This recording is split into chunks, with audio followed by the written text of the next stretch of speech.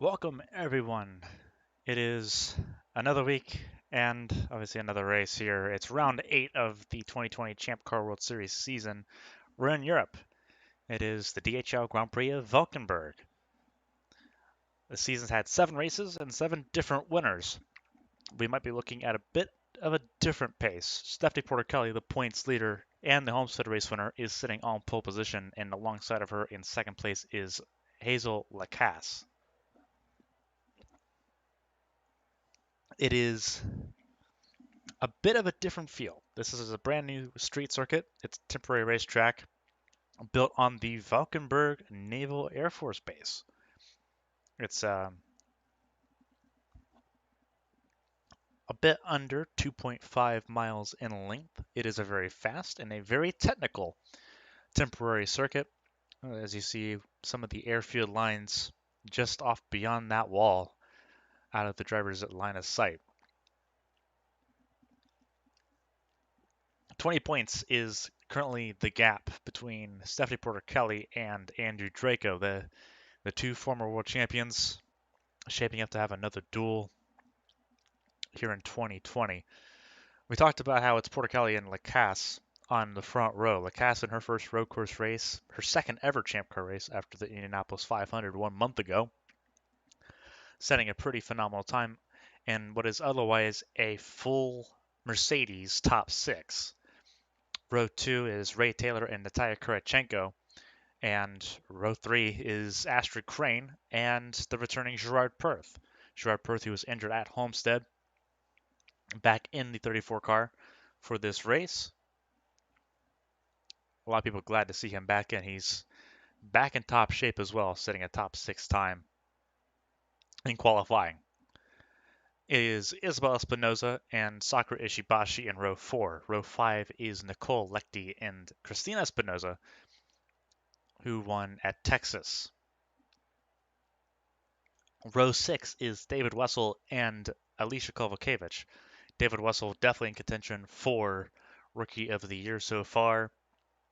Behind him is Simona Leroux for Highlight Racing, and then Kaylee Zappa for Cat Devil Racing. Kimitsu Kinoshita and Keisha Fox are behind them. Then it's Andrew Draco and Esther Hofson. Row 10 is Tyler Parker and Patrick Marcelli, so both Eastern Atlantic cars are sitting closer to the back. Row 11 is Jesus Cristobal, Mildred Moon still sitting out with injuries. And Ronald Walker sitting on the outside in 22nd. 23rd is Cody Blackman, and then Cameron Jackson starting in 24th, last of the drivers. So for the second race in a row, the 22 car will not be present. Striker Motorsports only showing up with 2 cars, and both of those cars sitting in the top 4.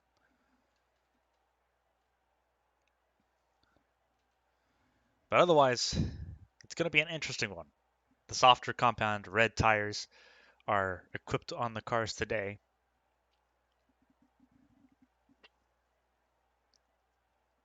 And we're just a couple minutes away from the command to fire engines.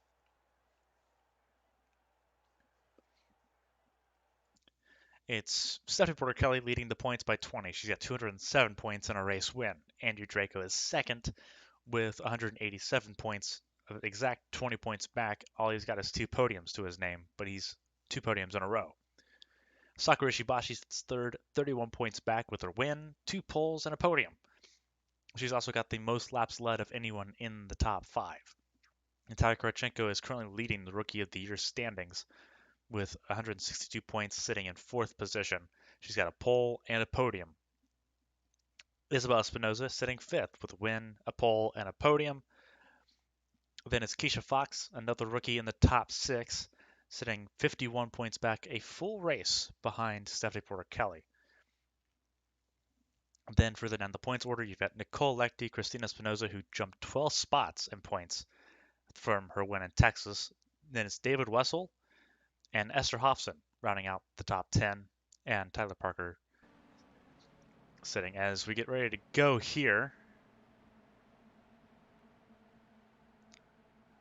muted the command, but now we're rolling for the formation lap.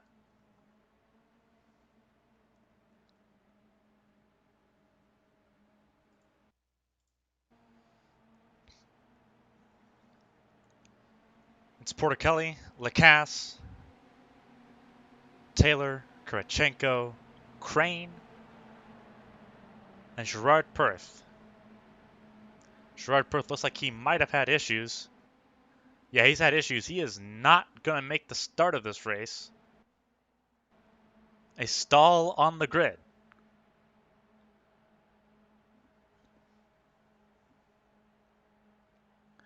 So we're going to have 23 cars take the green flag. Gerard Perth is being wheeled back to the pit lane, trying to get him refired.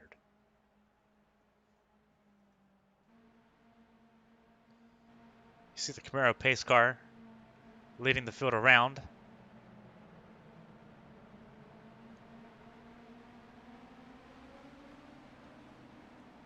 We're getting ready to get going. Stacking up just a little bit. Pace car goes into pit lane. A very unusual pit lane, similar to Toronto, and how the pit lane is shaped as it S's through. But we're about to go racing here in the Valkenburg Naval Base. It's the DHL Grand Prix of Valkenburg. And we're green.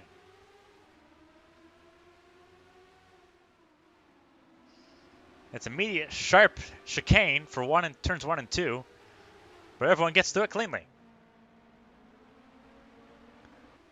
Porticelli pulls a little bit from Lacasse. But it's Lacasse, then Ray Taylor, then Natalia Kurachenko in the same order. Perth is... Dave Wessel's had issues. There's no caution, but Dave Wessel's had issues too. So there's 2 cars in the pit lane on the opening lap. But it looks like Wessel came in and is actually getting service. So he might have touched something or possibly felt an issue. So they're addressing that, but he's going to keep rolling.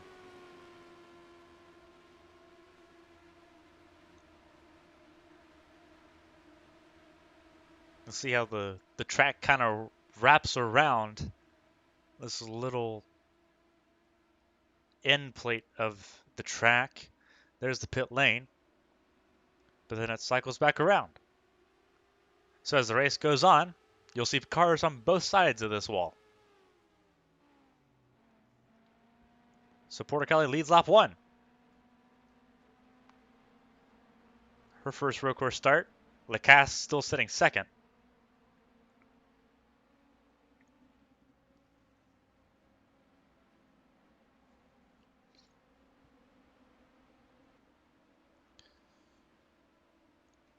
We have Ray Taylor, Natalia Kurachenko, and then Astrid Crane. Astrid Crane sitting 5th, and it's Isabel Espinosa sitting 6th.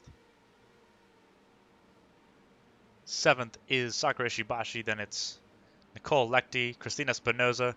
An interesting power move for Kovalkiewicz to get around Kinoshita, and that is for 10th. Draco 12th, Leroux 13th. So Draco's gained several spots on the start. Then it's... You see Keisha Fox is in the mix as well, as most of the field tries to come back through.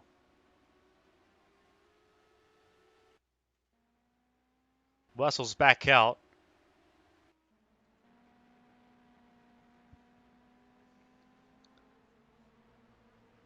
But Gerard Perth looks like they have pulled the car. He will not be starting the race.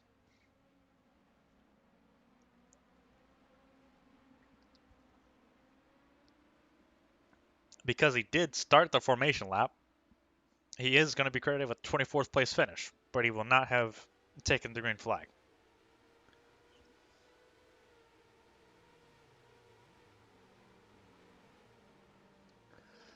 So all eyes right now on Stephanie Porticelli. Orlando native, born in Sarajevo in Bosnia.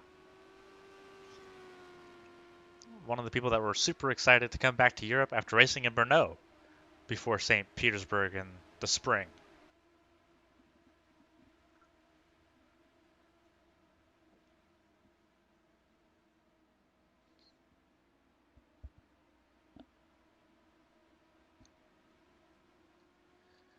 So it's Porcelli Lacasse. That's going to be about a second gap between the two.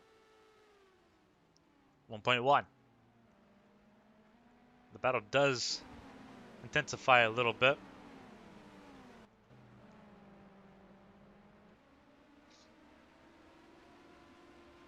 As we cycle through the cameras. Kurchenko's hot on the heels of Ray Taylor right now. Taylor won the season opener in Phillip Island, but has not had the stellar performances since then. Kurchenko showing that she's got some muscle as well, and that muscle has continued from Indianapolis through Texas and now here in Europe.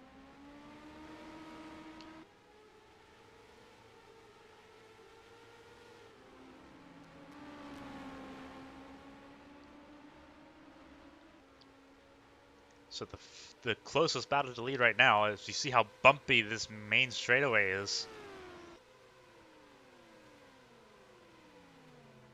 Really right now is going to be for third. Kurchenko is trying really hard to get past Ray Taylor.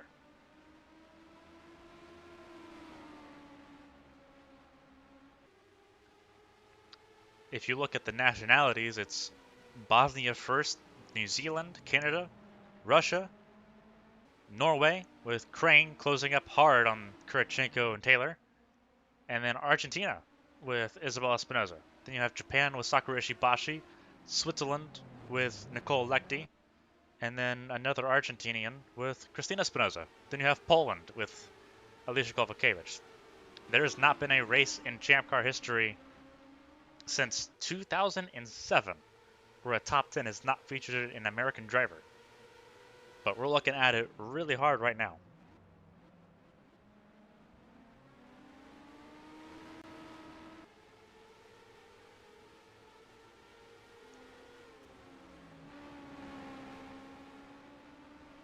So it looks like Kurchenko's eased off of Taylor for the time being. Mind that they are running the red wall tires, which are softer, they're a little bit quicker, but they degrade faster.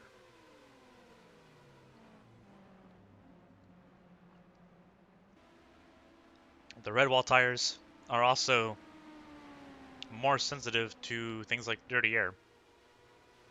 And on a mixed surface track such as Valkenburg, where you're seeing tarmac and you're seeing concrete, it definitely plays against tire health.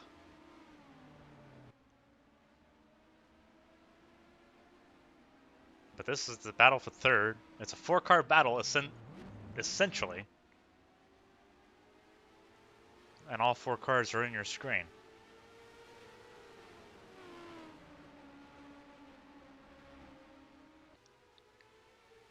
But this is a state-of-the-art facility.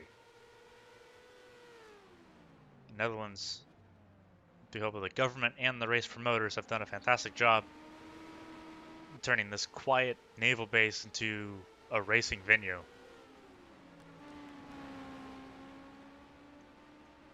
Takes about 9 weeks of assembly to put a street course together, especially on an Air Force base. On a street circuit like St. Petersburg, closer to 12 to 13 weeks. But because this is not normally a public access venue, they can do it a little bit quicker. You think about all the tons of concrete and the catch fencing and the signage and the grandstands. All of this is temporary. The only thing that's not temporary is the tarmac and the concrete. Even the AstroTurf and the curbstones are temporary. Curbstones are riveted into the ground and are removed 24 hours after the race. The assembly of this track is stunning, to say the least.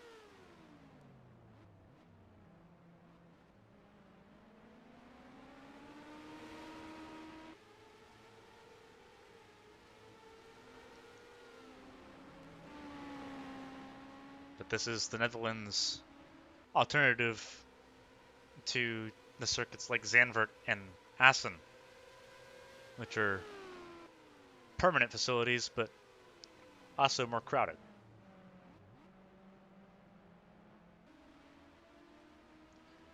keep an eye on Kurachenko and Taylor, as that's the closest battle. Lacasse has started closing back in on Porter Kelly. We are 7 laps in. 24 cars were on the grid. 23 cars took the green flag. Gerard Perth started the formation lap but couldn't finish it and is slated as the 24th place driver at the end of this race. So despite starting 6th, not a happy return.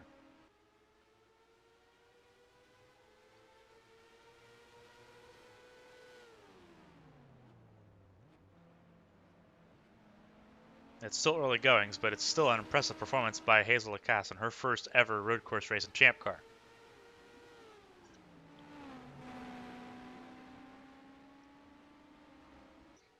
It helps her familiarity with the car being in Indianapolis, but no power steering with 770 horsepower.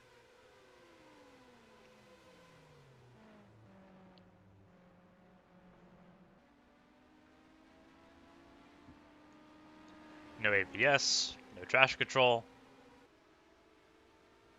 A lot of the electronic assists you'll see in Formula 1, Formula 2, they don't exist here. 770 kilograms is the curb weight of this car, and obviously 770 horsepower thereabouts for the engine power. It's a lot of speed, a lot of power, and only thing really assisting you is you. You think about how much force you have to put into the steering wheel without power steering. It's a rough go. So Hazel Lacasse is doing a fantastic job for this being her first road course outing. Hanging in there with race winners, pole sitters, podium finishers, showing that her performance at Indianapolis was not a fluke. Definitely making her name very known going into 2021 with a lot of open seats in the air.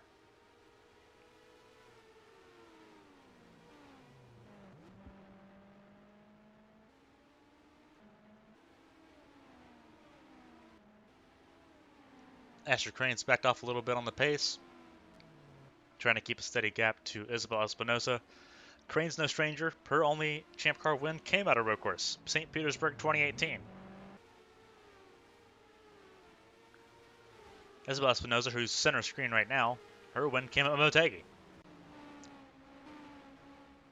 Sakura Shibashi has won at Motegi as well, so a bit of familiarity, a bit of common ground between the drivers sitting 6th and 7th on the track right now.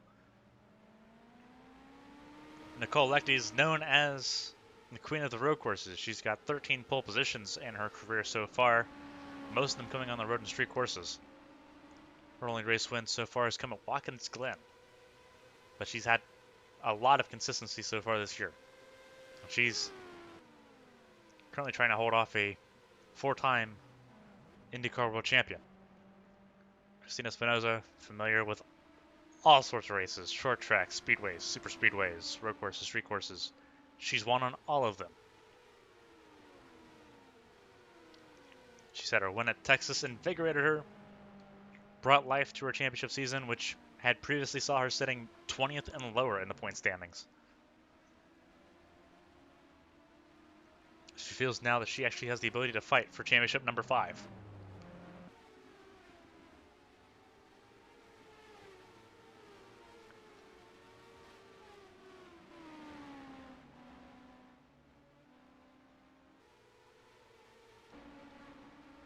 Alicia Kovacevic sitting 10th. It's a very fierce battle for 10th. It's Kovacevic, Kinoshita, Draco, and then Leroux. Leroux is right on the gearbox of Draco. Keisha Fox is in on this fight as well. So 2 Cherokee cars, a Cat Racing car, and a Highlight car, as well as a Phantom Motors car in this group. And it's not too far behind that there's Kaylee Zappa, Tyler Parker, Jesus Cristobal, who had a fantastic showing on his return at Texas 2 weeks ago. You have Esther Hofson, who performed phenomenally at St. Petersburg, but not having such fortunes here today. But she is beating her teammate, Patrick Marcelli. Hofson has beat Marcelli handily every race this season. And currently that's setting to be the same here now. Then it's Ronald Walker. Cameron Jackson's gained positions after starting dead last in 24th. Then it is Cody Blackman, and then David Russell all on his own after having issues on the opening lap. But that's as it stands after 11 laps. We're on lap 12 of 86 here in Valkenburg. We're here in the Netherlands. For our first visit to the Netherlands. And it's a gorgeous facility.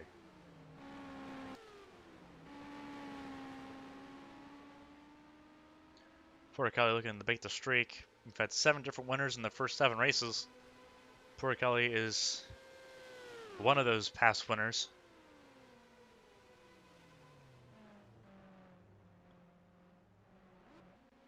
Ray Taylor won at Phillip Island, so 2 winners in the top 3. But there's definitely some hungry drivers right now trying to make their mark on the season. In 2 weeks' time, we're going to be still in Europe. It's the final race at Lausitz. Champ Car will be going there one last time for the foreseeable future, with Lausitz's own future up in the air. Contracts could not be negotiated, so Lausitz will not have a race in 2021.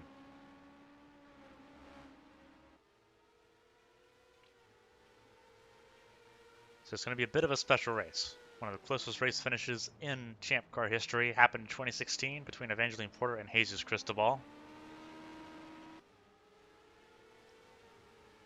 So eyes are going to be open if a similar photo finish happens in the next race.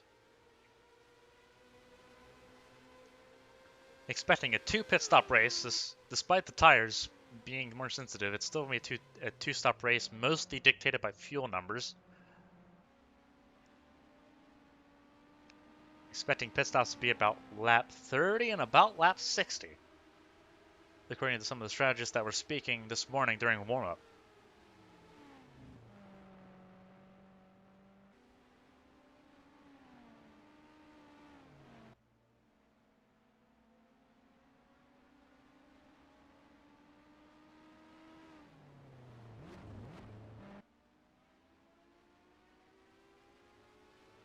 Second, third, and fourth sitting closer than what first is to second. Porticali is pulling away once again, almost to 2 seconds now over Lacasse.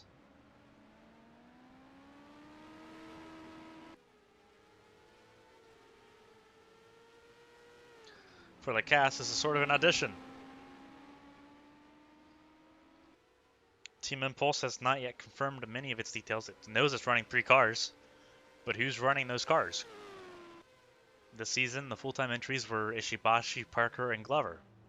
Glover's injured, and he's in a contract negotiation year. Tyler Parker says he feels safe, but the team hasn't elaborated. And Ishibashi's failed to comment on her future. So that leaves Thomas Rogers with a chance in, as well as Hazel Lacasse, who seems like too good of a talent to leave in free agency. But there's only 26 slots for full-time next year. Horizon announced during the off period between Texas and Valkenburg today that it was creating the Nissan Atlantic Championship, a second division to Champ Car to let drivers hone their skills and get experience on the ovals. As the name suggests, every car is powered by Nissan. Every race is in the United States. In North America, excuse me. There is a couple races that are slated to take place in Canada.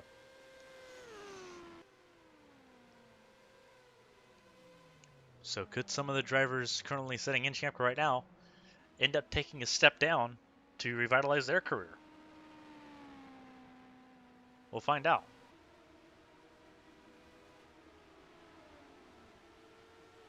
You see one of the cool features there. You saw the cars going into the final sector as the leaders were coming across the start-finish line.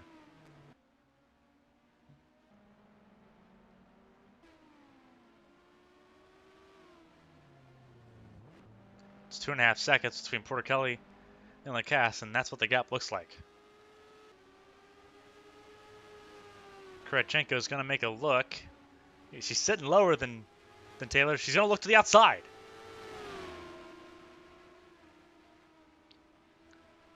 So Kurachenko is going to take third. That was a very brave move on worn out tires. These tires are definitely not in their prime right now. But Kurachenko makes it work. Third place for the Russian driver from Kaliningrad.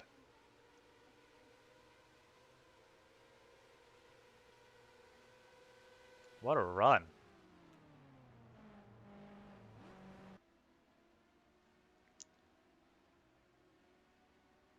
A good pass for Kurachenko. Moves her to third. Moves Ray Taylor down to fourth. Asher Crane remains fifth. Then it's Isabel Espinosa sixth. Seventh is Sakura Shibashi still. Relatively spaced out between her, Lechty. Christina Espinosa still sitting in ninth. Been working on trying to get by Lecky for several laps now, but has not made it happen yet. We could see a pass similar to what we just saw with Kurachenko. It's a lot closer for 10th, though. It's Kovalkiewicz in 10th, then it is Kimitsu Kinoshita in 11th.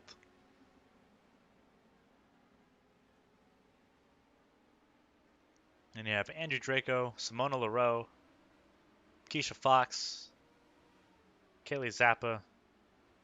Tyler Parker's moved up several positions, so has Jesus Cristobal, Esther Hofson, Cameron Jackson, Patrick Marcelli. It looks like Marcelli's had issues. Cody Blackman's had issues. None of these guys have pit. So it's Marcelli, Blackman, Walker, and then David Wessel. David Wessel's the only one that's pitted so far. Coming through the final corner now, you see how much of the field is so far behind Porter Kelly. See, it's almost 30 seconds for some of them, but looks like the group that was going by are the ones that are almost 20 seconds back.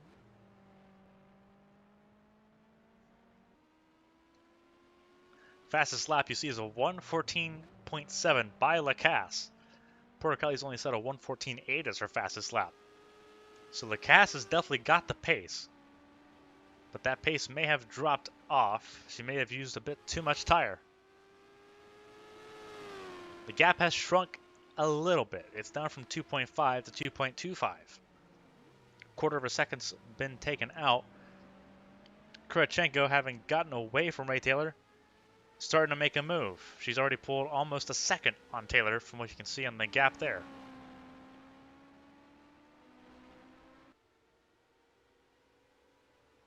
Going down the back straightaway. Kurachenko trying to make this a striker 1-2. Had the possibility of it being so at Texas.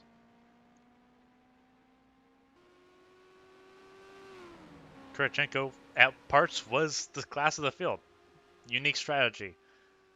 Kept her in contention for a lot of that one. But no one could touch the 48. 48 not having the same magic luck that she was having before. You see there's Crane and Isabel Espinosa. The 36 is on the move. She was the points leader at one point in time. She's still within an earshot of making a dent and getting back into the championship battle.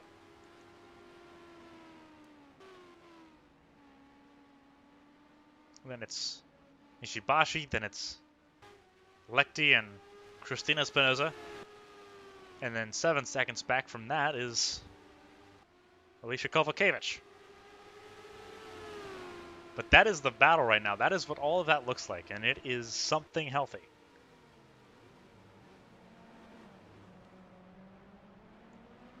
Not sure if you can tell that Kovalkiewicz is holding this pack up, because it's almost 10 cars deep.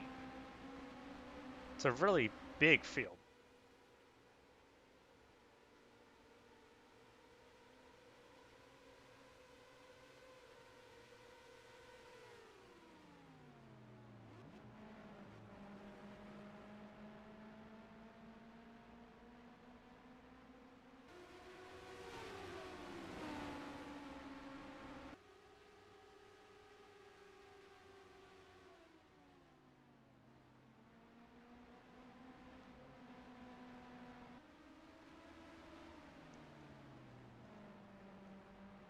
So we're going to see, it looks like Kovacevic is holding her own enough to stay in front of all of those cars behind her.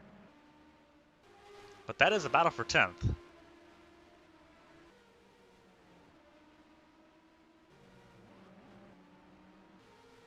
Ray Taylor's been easily dispatched. She's falling back pretty hard. It's easy to tell that Taylor had to use more tire to stay ahead of Kurachenko, but those tires have fallen away a bit dramatically. Kurachenko was able to apparently save tires despite being in the dirty air for all of those laps. So, a very interesting situation as far as strategy goes. Kurachenko could arguably go further than the two cars in front of her. At Texas, she was one of the first ones to pit. So strategy definitely being played in the 21 camp for the second race in a row. But Kurachenko has caught on to Lacasse. Now the question is does Kurachenko have enough tire to dispatch of Lacasse and try to make inroads on her team owner?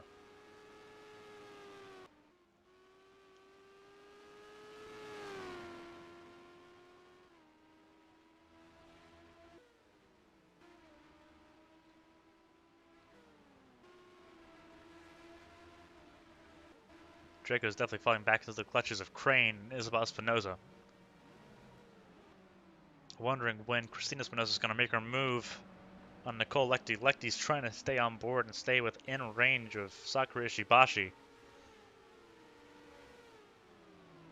But it's definitely a hard ask right now.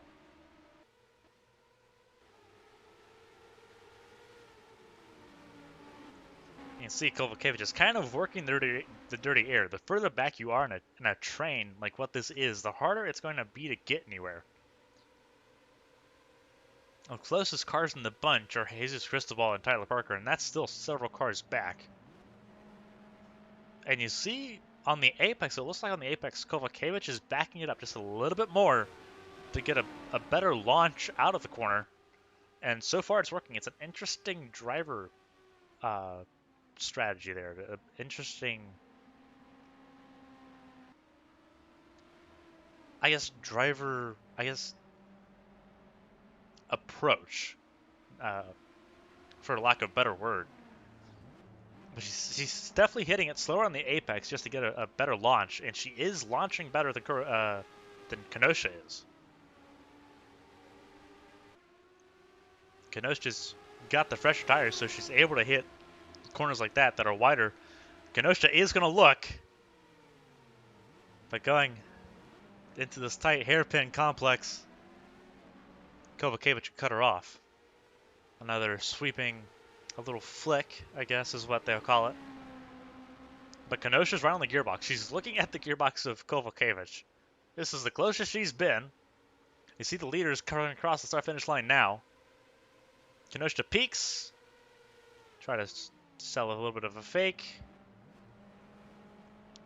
Oh, there's an issue. A huge issue for Kenosha. Kenosha having problems. That is definitely not a great look for Kenosha. Kenosha was right on Kovacevic, and now she's dropping back. We'll be interested to see what caused that, but it gives Kovacevic some breathing room, and it gives Draco some cleaner air.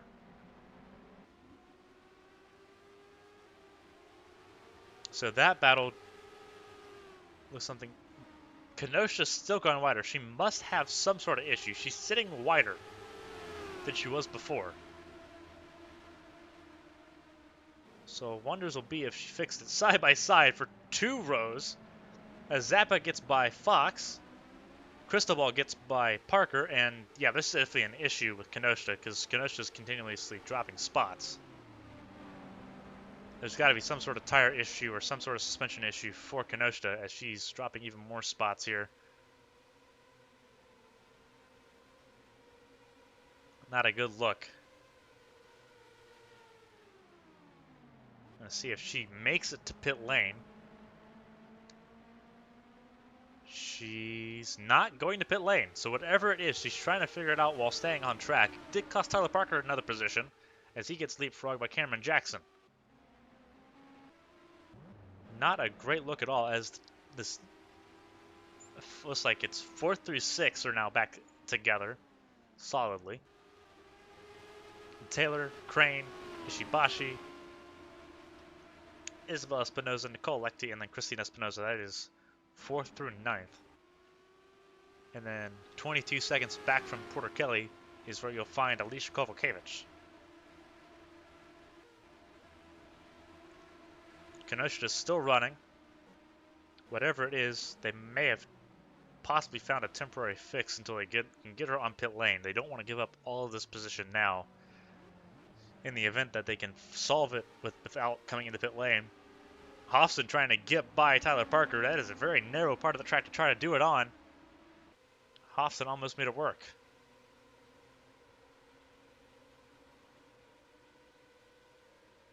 Tyler Parker was backed up big time by Kenosha's issue.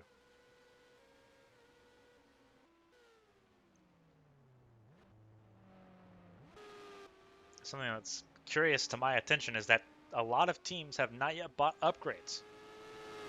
And teams like Apex, which are known to financially be able to, simply have not yet purchased the upgrades needed to catch up to the teams like Striker and LM Competition and Escuderia Eguia. Those three teams are beginning to show that they are the class of the field right now, and teams aren't spending money on upgrades to get themselves up there to contend for these race wins right now. It's a very interesting scenario that we've got going on.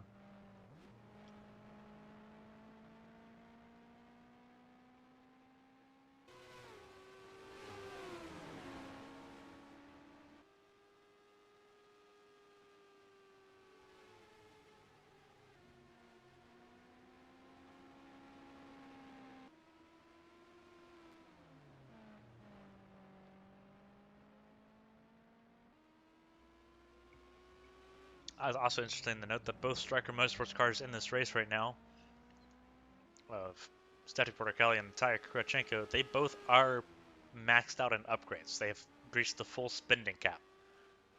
Hazel DeCass has no upgrades. That car is one of the left behind cars. And the focus for Impulse has gone to Ishibashi and Tyler Parker. So the cast is making a lot do with very little.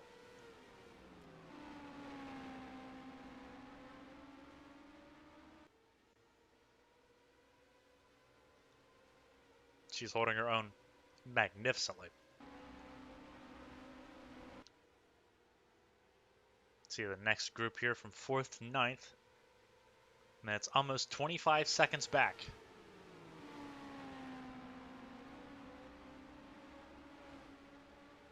And that's where you'll find 10th place Kovalkiewicz. Then it's Draco, Leroux, and Zappa.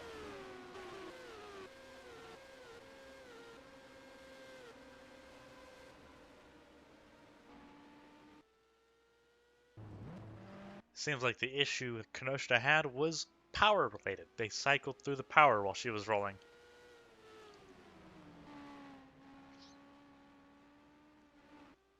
IndyCar, as most people know, IndyCar's Champ Car, there are more than one battery.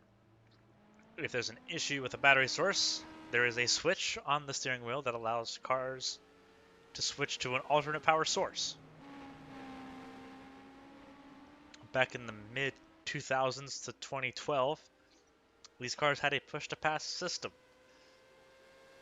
That was abolished with the 2013 season And instead, that second battery, which was used for push-to-pass, was simply used as an alternate battery source.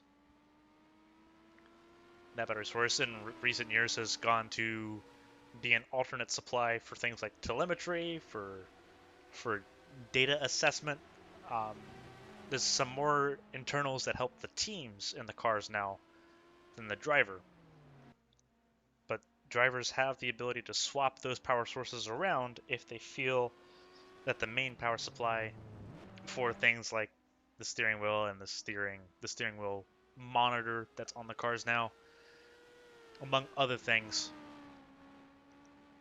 they can swap the power supplies around and not lose too much time on track. Kenosha still lost what is essentially 6-7 seconds of track time, but it's better than losing 35, 40 seconds. And there is a crash. That is Lacasse. Lacasse is out of this race. Caution's out. An accident ends Lacasse's run on lap 28.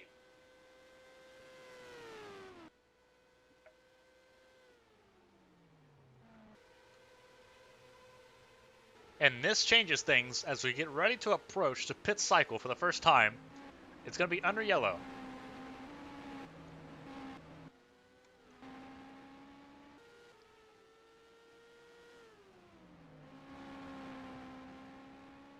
What an unfortunate circumstance for Hazel Lacasse in her first road course race.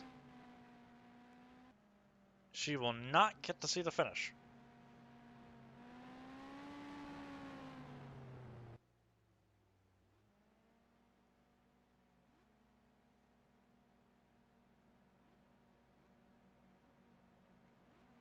So we'll go back and look at it.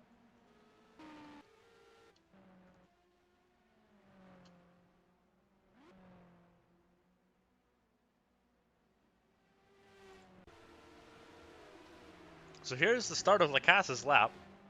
She's here with Kurachenko. And Kurachenko's definitely getting closer. We're going to see where this accident happened.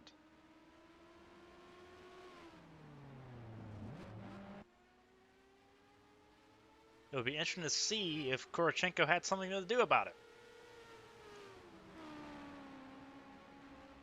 Going through. It doesn't seem like Kurachenko's close enough to cause an incident. Oh, it's an engine failure. Oh, there is an issue there. Hazel's engine expires, and she tries to get out of the way, only for Kurachenko to run into her.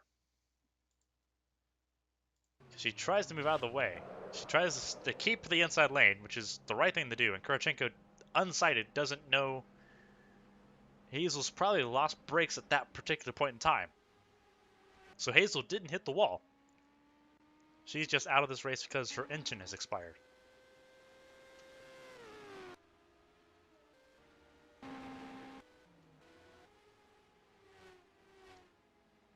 But that's how all that looks.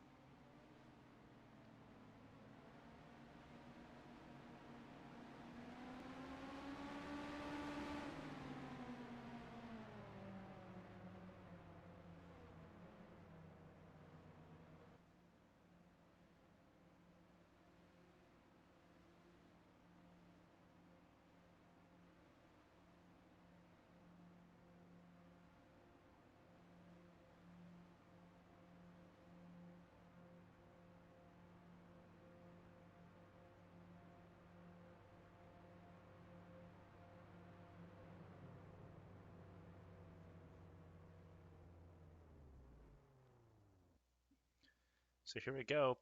Pit stops have happened. looking through the stats, that is Impulse's second engine lost all season. That's only the third engine lost for Alpine. So Alpine's reliability has a bit of a stumble, a very rare stumble at that, but Porticali makes it back out of pit lane first. It's Porticali, then it is Ray Taylor. Kurachenko's had massive issues, probably with damage repair on the front wing. So it is Porticali, Taylor, Crane.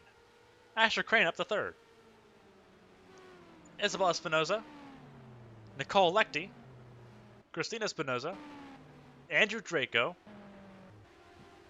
Simona Leroux, Sakura Ishibashi, Kinemitsu Kinoshita, Tyler Parker, Jesus Cristobal, Cameron Jackson, Esther Hofson, Keisha Fox, Patrick Marcelli, Cody Blackman, Ronald Walker, Kaylee Zappa. Alicia Kovalkiewicz has had issues on pit lane as well. David Wessel, and then Kurachenko comes out last. Kurachenko definitely having extensive repairs done on the front of her car to end up behind David Wessel. So Kurachenko's race has gone from good to bad. Lacasse has went from second to out of this race because of what seems to be an engine failure or a gearbox failure, a failure of some kind. And Asher Crane went from being sitting around the top 5 to on the podium.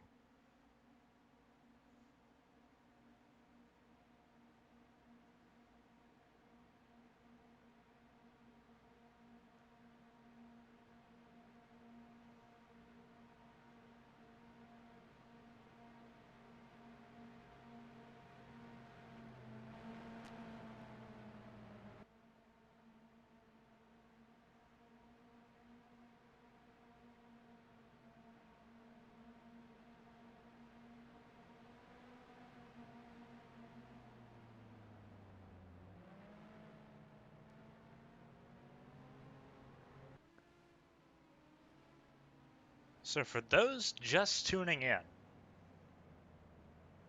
it's Stephanie Porticali who's led every lap so far from the green flag till now.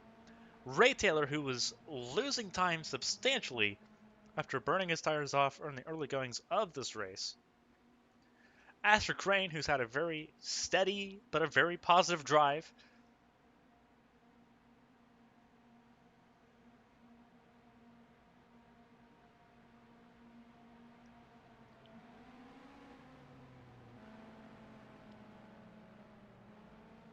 And then it's Isabel Espinoza, Nicole Lecty, Christina Espinoza, Andrew Draco's up in the top 10 now. Simona Leroux's in the top 10 as well, as is Sakura Ishibashi and Kinemitsu Kinoshita. We've still got at least one extra lap of caution after this one. As we look at 11th through 20th on the leaderboard right now, it is Tyler Parker 11th, Jesus Cristobal sitting 12th on the 33 car. Cameron Jackson is up to 13th. Esther Hofson's the 14th. 15th is Keisha Fox. 16th is Patrick Marcelli. 17th is Cody Blackman. 18th is Ronald Walker. 19th is Kaylee Zappa. An abysmal pit stop for her. Even more abysmal for Alicia Kovalkiewicz for reasons that have not been explained yet. But she's sitting 20th. 21st is David Wessel. And 22nd is Natalia Kurachenko after being in second and third. Her incident with Hazel Lacasse when she ran into Hazel after her engine had expired has set her all the way back. There was no visible wing damage when she came out of pit lane. Suspension may have been adjusted or fixed or repaired, however you want to call it. But Kurachenko's got a lot of driving to do if she's going to try to get back to where she was before with a lot less time on the leaderboard. We're on lap 31 of 86. A third of this race is out of the way. Rather securely. We're almost halfway. We'll be halfway in 15, no, not 15, 12 laps. But now the question is, as it was in Texas, who's stopping Porticali? In Texas, it was who's stopping Christina Espinoza, and that answer was nobody. It's Valkenburg, a brand new circuit. So we're not quite sure what the answer is yet. So we're going to be sitting under another lap of caution. The lights are still on the pace car.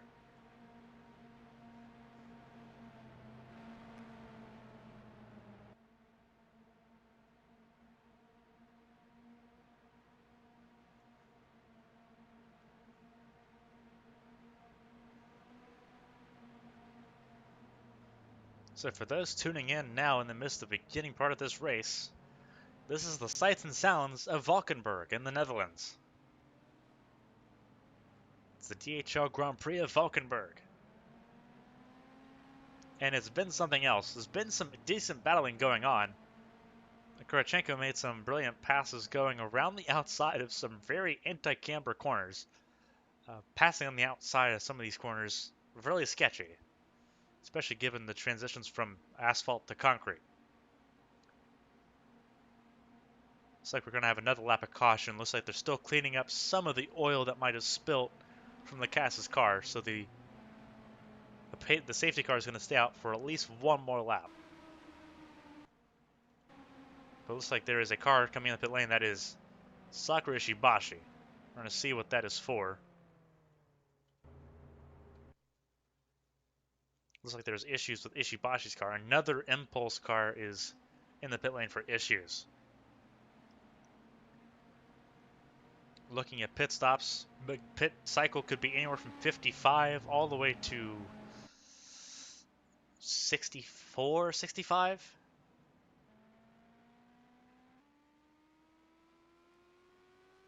Ishibashi's back rolling again, but she's relinquished her top 10 position on the restart.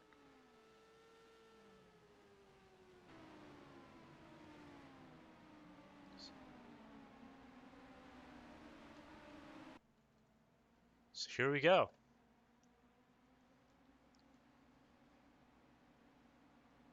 As it stands, Tyler Parker is now sitting in the top 10 as the highest placing Team Impulse car.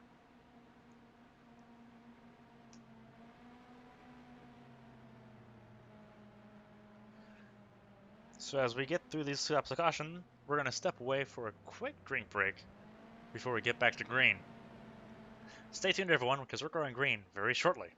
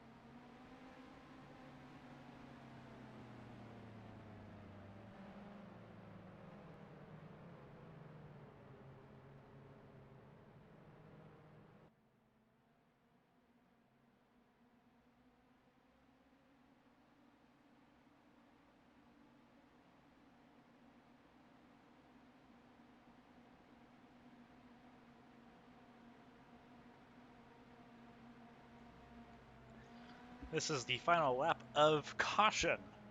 We're about to go back to green at the end of this lap. Porticali's going to lead us to it. She's led every lap so far.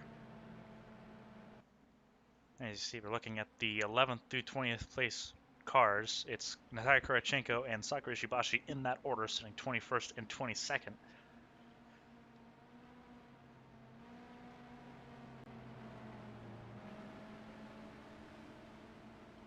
Well, we are about to go racing. We're in the final sector. You see the main straightaway just off to the left. One of the unique features of Valkenburg, as I've mentioned a couple times already. Can't get over how unique this track looks. And as you can tell by the race turnout with the crowds, the expectation has been fairly positive. Definitely a great start for Champ Car racing in the Netherlands.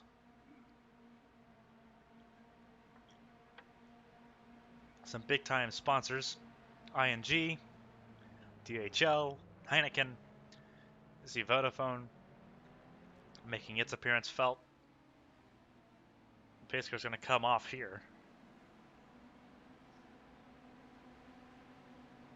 As we're about to get back to it, it's Porticali, Taylor, and Crane.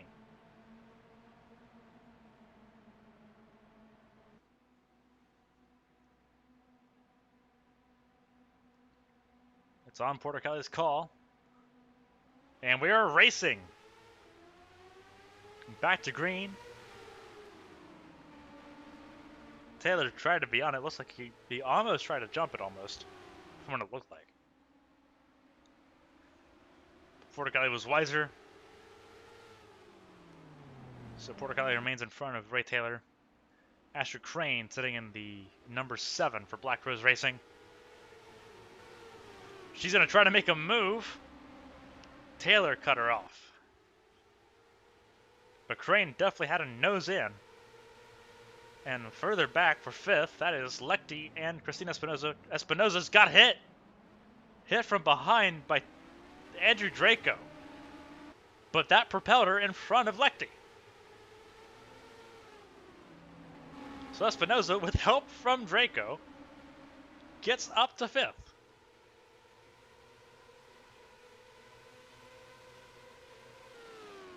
With that little love tap, be interesting to see if there wasn't any damage done to the gearbox and the rear diffuser of that 48 car.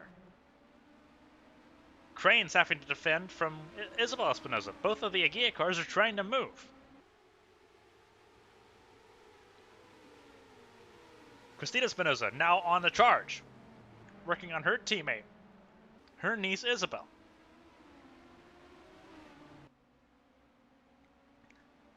Fresh tires, everyone's now trying to go for it. You see fresh tires, you see old tires. Isabel Espinoza pushes Christine on the curbing there. Some pretty wheel-to-wheel racing going on.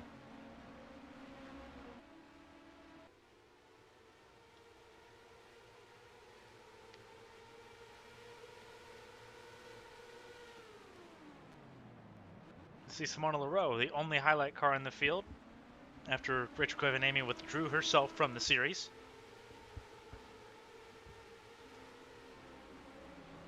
But with all the resources on the team now going to Leroux, things are improving. There's another yellow. And we don't know, it looks like we know what part of the reason might be. It might be for Esther Hofson. But for whatever reason, the caution has come back out. We'll try to take a look to see what that reason is as they come to the safety car. Yep. Looks like cold tires here. We're going to take a look. Looks like she's going to wheel hop it here. Wheel hops it in. No, it's on the throttle. It's on the throttle.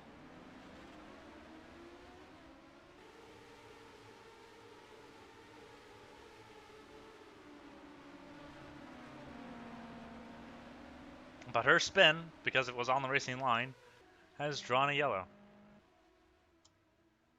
So, caution number 2 on the way now.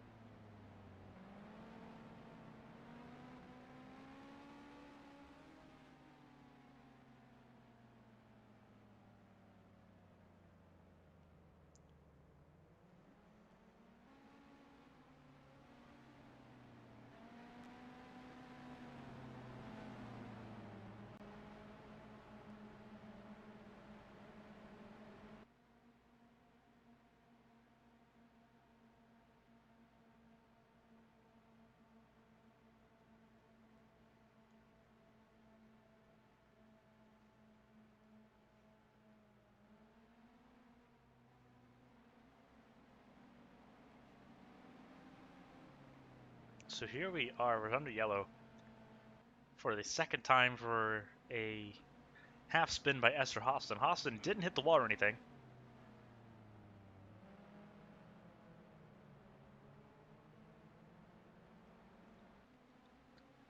Hostin got away without any damage, but lost several positions, so she's now sitting 22nd on the track.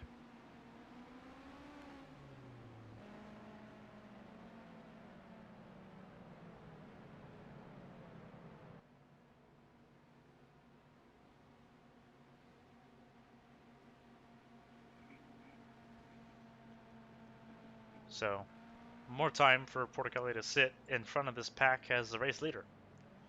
Didn't seem like Taylor was going to give her much of a challenge, but the big challenge was going to be between Crane and Isabel Espinosa.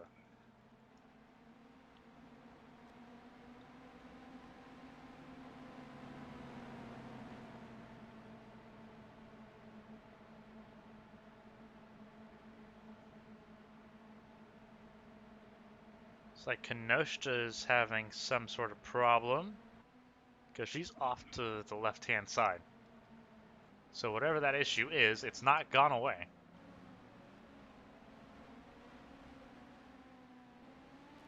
Oh, she's definitely having issues. She's pulling way off track now.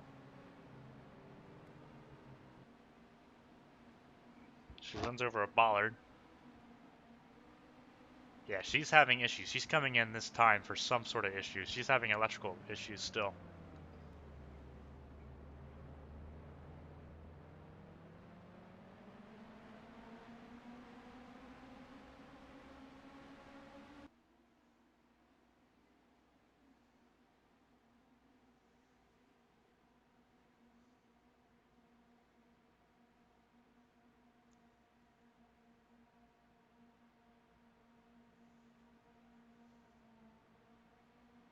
See how many lights are attached to the fencing here. A lot of lights.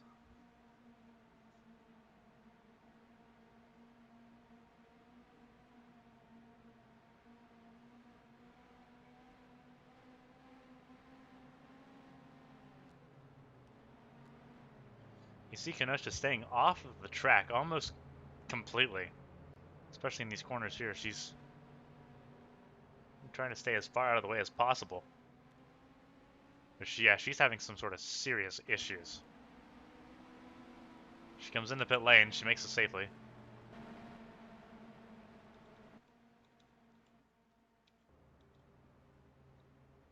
You see Cody Blackman pit.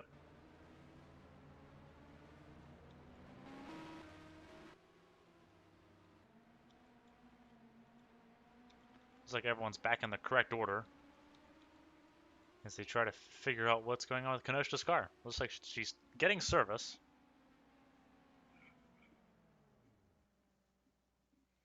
Looks like there's another car in pit lane. That looks like it is Keisha Fox.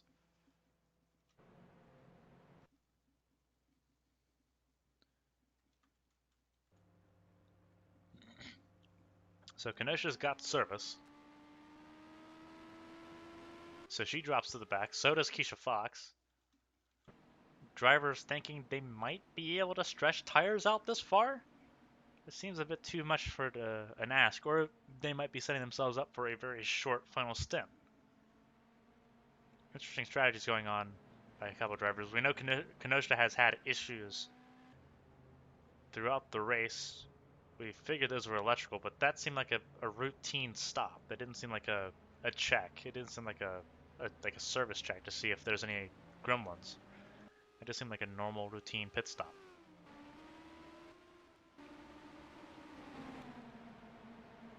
So the lights are still on the pace car, which means we have at least one more lap. We're still running with 22 cars. Gerard Perth didn't get to take the green flag, had a mechanical issue, and sits 24th. Hazel Cass had her engine expire and ended up being 23rd after running second all race. So those are only 2 retirements out of 24 entries.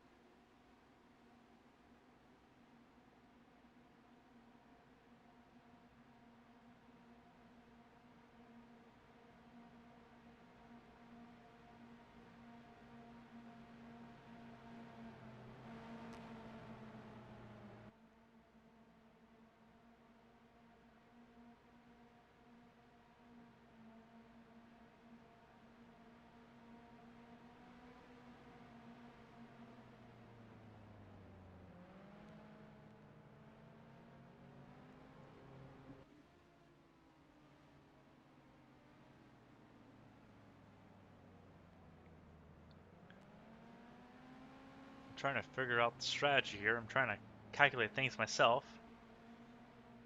And it seems like it is going to be rather difficult to do. I don't think anyone that's under this pit stop is planning on making it on either tires or fuel. I think they're setting themselves up for a very short final stint where they can kind of blow through the tires as hard as they can. That's what seems to be the strategy for that. Whereas some of these drivers will have to go about 20 laps. The drivers that just pit might be going 10, 15 laps. It's an interesting strategy, one I don't think is going to pay off, but it's one that if you're in the case of Keisha Fox or Kenoshita, where her car's already having issues, it's really the only other option right now.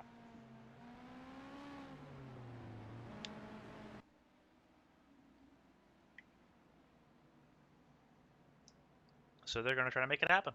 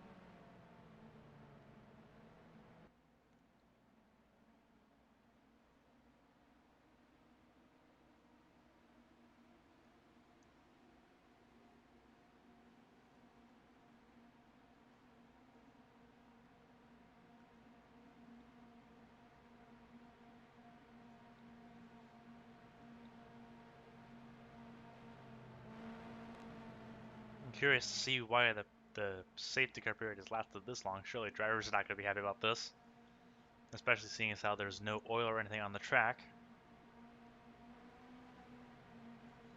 But safety car remains on track. For Porter Kelly, for those that are in the top 5, this helps. This makes strategy a little bit simpler.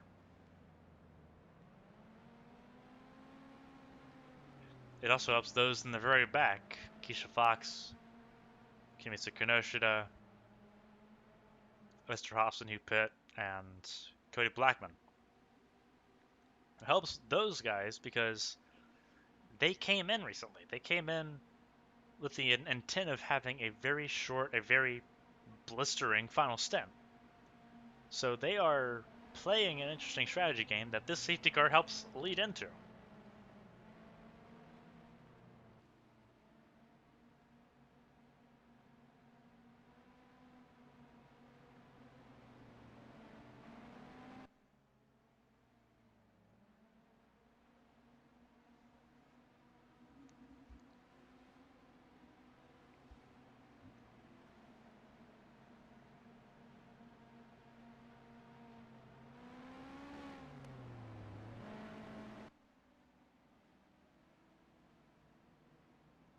Lights are out on the safety car, so that means we are going green at the end of this lap.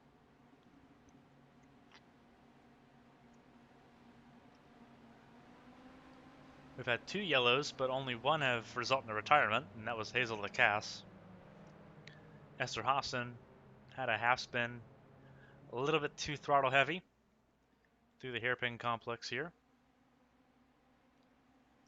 Despite this being on a naval base, there aren't that many hairpins. Most of it's double apex sweepers.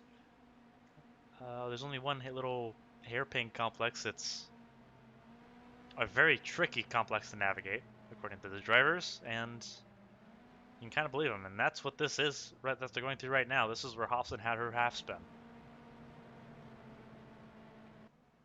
Most of this track is sweepers of varying lengths and chicanes. You've got this little kink or a little flick chicane that they go through.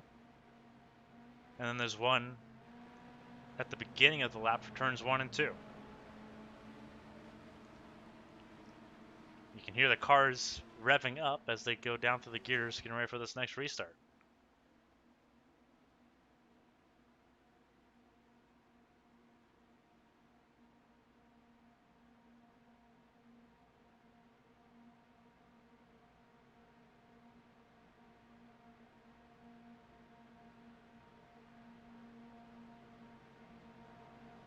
"22 cars of the 24 starters, still active and ready to go, all 22 on the lead lap. And David Wessel, who had early troubles at the beginning of the race, has had a bit of a chance to get a reprieve. So now he's back in contention trying to make up spots. Kurachenko's lost a whole bunch of positions due to her involvement with Lacass's retirement. Hobson's lost positions that she gained just on the last caution and pit stops. But the pace car is in. Again on Porticali's command. We'll see when she goes. It's going to be very late going. She held him on.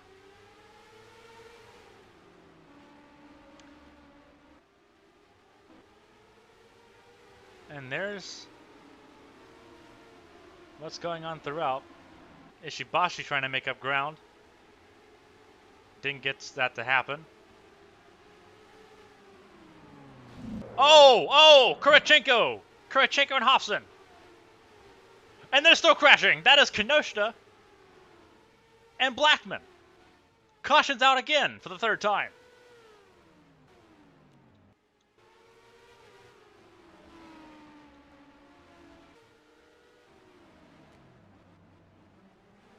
And that was a more serious incident that time around.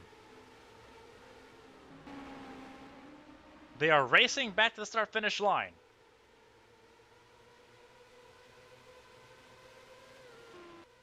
Champ Car is one of the very few series that allow the drivers to race back to the start-finish line, which creates some interesting laps. Porticali's going to hold on to the leads very safely. But that is a very significant incident. Kurachenko's going to hold on to it, and there's someone in the wall. That's Kovalkiewicz. Kovalkiewicz in the wall. Trying to give space. So this lap has been a lap of calamity. We're going to go back.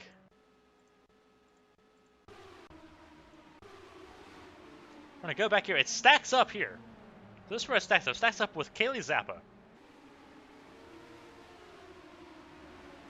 Ishibashi tries to make a move on Ron Walker. That was a very ill-advised one.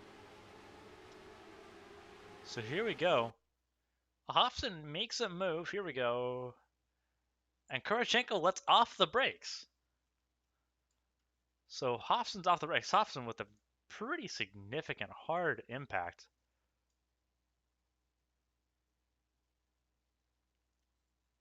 Looks like Kenosha tried to avoid Hobson. Overcorrects. Kaylee Zappa's there, and that's a hard impact for Kenosha.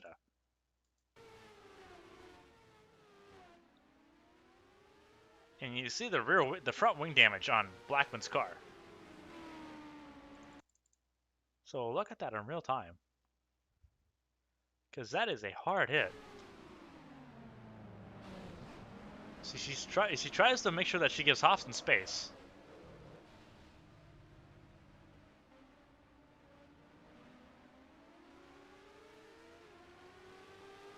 Very rough hits there.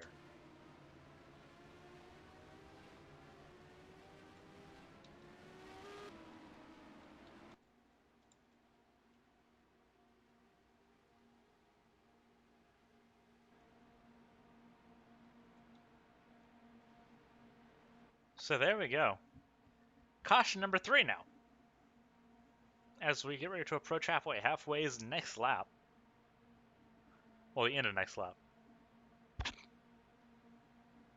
So 3 cautions back to back for various things. Initial yellow was for Hazel Lacasse losing her engine. Alpine's only 3rd engine failure all season. Now he's going to come in the pit lane because there's only been a few laps under green.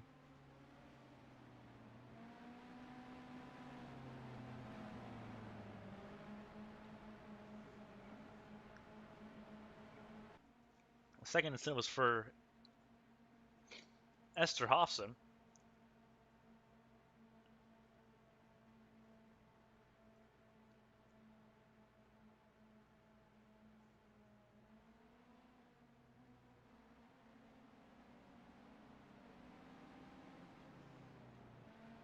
Hofson tried to use too much throttle on cold tires.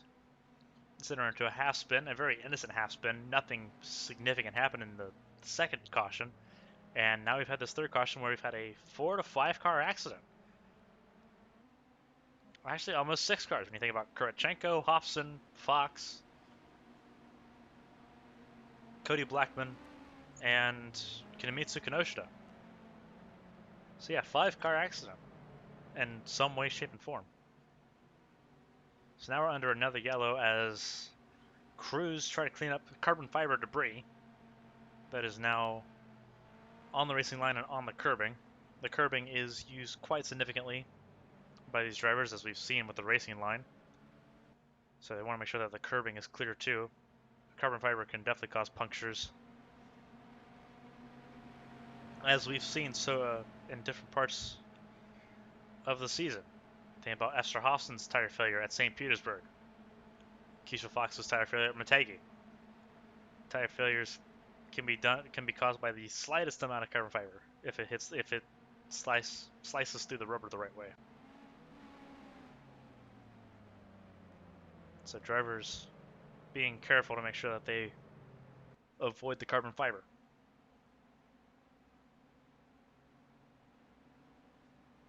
At some point they'll bring out track marshals with brooms or I guess leaf blowers to try to clear the debris either to the walls or at least away from the AstroTurf on the outside of the corner.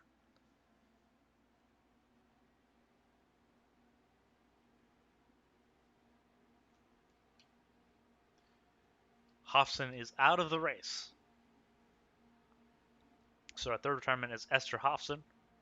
She will not see the finish as expected with her hard impact. Her hard impact with the wall in the rear, and then the front impact with the Kinoshita on the recovery.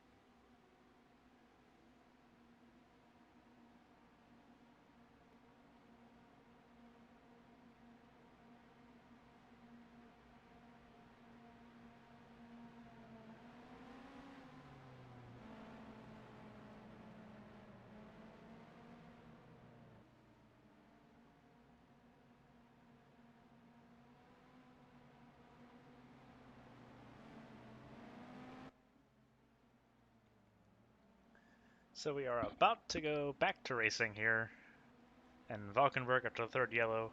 For those that are tuning in, we have had 3 cautions. We have 3 retirements. Gerard Perth retired on the formation lap, could not get to see the green flag on his return to racing after being injured at Homestead, Miami 6 weeks ago.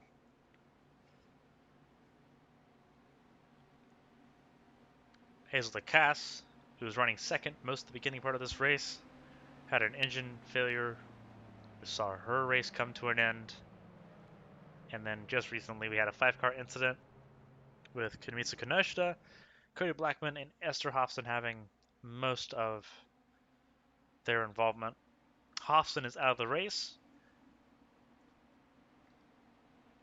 Kinoshita and Blackman are not. They are sitting 20th and 21st. It's been flag to flag so far for Stephanie Porter Kelly in the 84 Alienware Mercedes.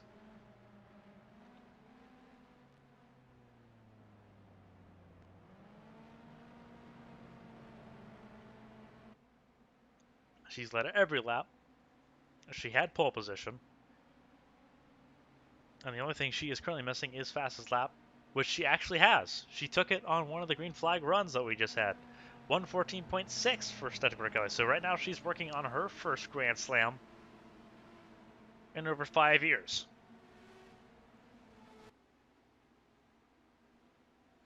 The 33-year-old, born in Sarajevo, resides in Orlando. That's where her team's based out of.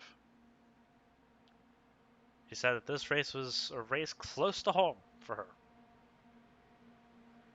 Ray Taylor won the season opener at Phillip Island, sitting second right now. Has the ability to kind of regain some form that was lost in the early part of the season. He's dropped down the points rapidly. Asher Crane, on her first road course race back in Champ Car. She raced Indianapolis for Raspberries Racing. Then she filled in for Jace Clark at Texas, here in Valkenburg, and she'll be racing in 2 weeks' time at Lausitz in the 7 car. Then you've got both of the Escuderia Aguia cars as the pace car comes out. That it rounds out your top 5. But once again, for the 4th time, we'll be going back to green flag conditions under Stephanie Porter Kelly's call.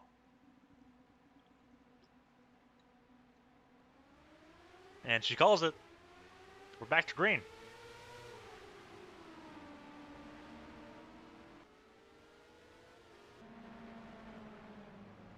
Some side-by-side action going on.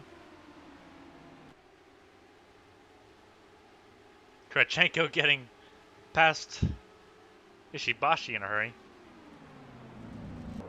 Teammates! Teammates are around! That's Kovalevich and Fox!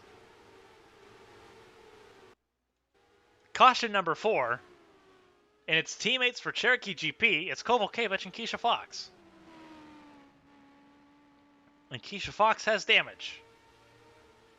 That's going to be an awkward debrief. But they race back once more for what is going to be another yellow.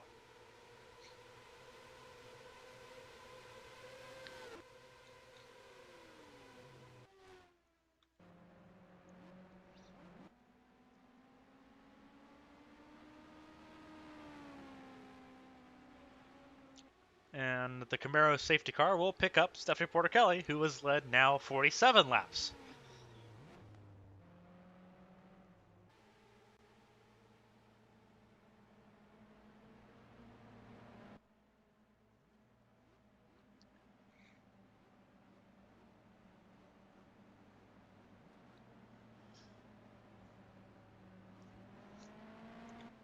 So that is a wounded car for Keisha Fox. Will go back a lap. It's on the restart. Exact same spot as before. Fox makes a move on Wessel. It doesn't pay off.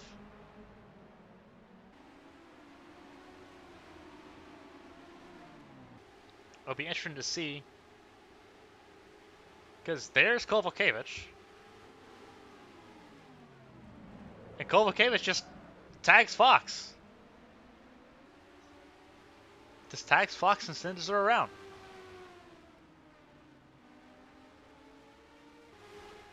A very rough situation for Cherokee GP.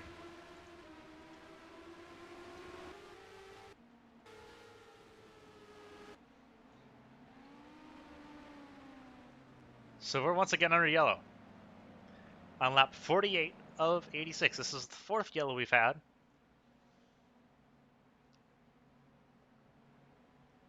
Drivers are getting antsy, as you can tell.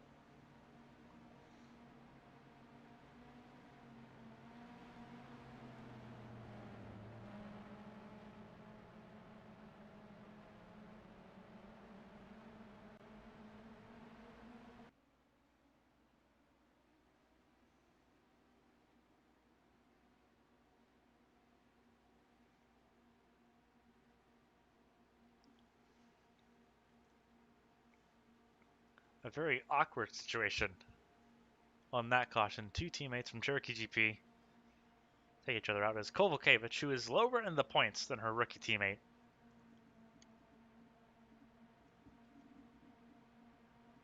But Keisha Fox ends up worse for wear with front wing damage. It looks like it's repairable.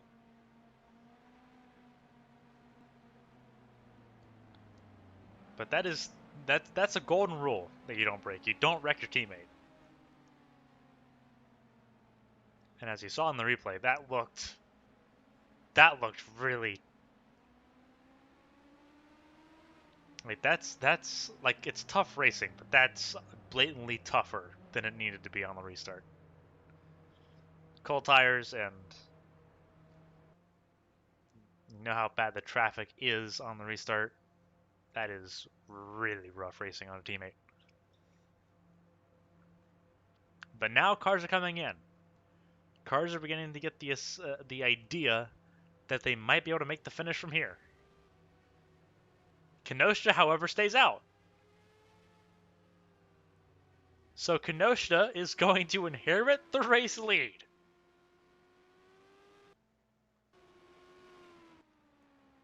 Wow.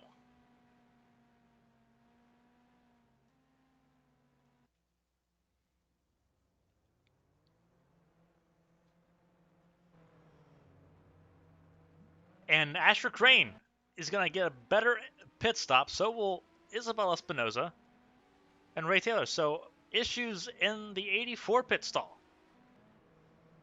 A lot of issues in the 84 pit stall. She's dropping to the back in a hurry.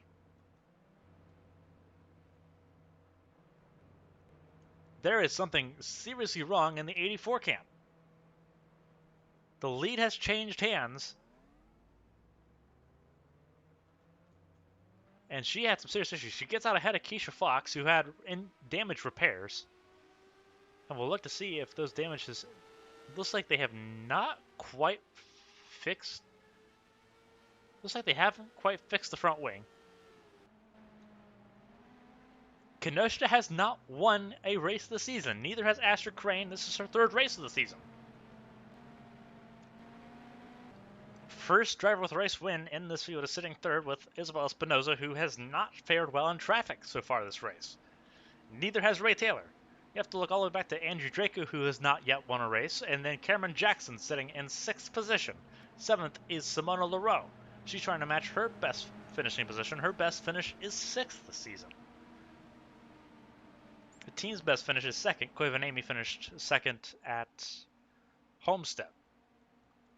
Jesus Cristobal, Nicole Lechty, Ronald Walker's jumped up the field. So has Patrick Marcelli. Cody Blackman is somehow still in it, and he's jumped up the field. Then you have Tyler Parker, Kaylee Zappa, Alicia Kovalkiewicz, Sakura Shibashi, David Wessel, Christina Espinoza with a miserable pit stop as well. She's down near the very back. Then you have Natalia Kurachenko, who has not been able to recover from her incident. Then it's Steffi Porticelli from 1st to 20th. And then Keisha Fox sitting 21st after being put in the wall by her teammate just a couple laps ago. So it's Kinomitsu Kinoshita that will be leading the field of green for the first time this race. First lap led by someone who's not Steffi Porticelli. The fastest cars in this race right now are in the very back of the field. The Grand Slam streak continues. There has not been a Grand Slam in almost a decade, and that'll continue.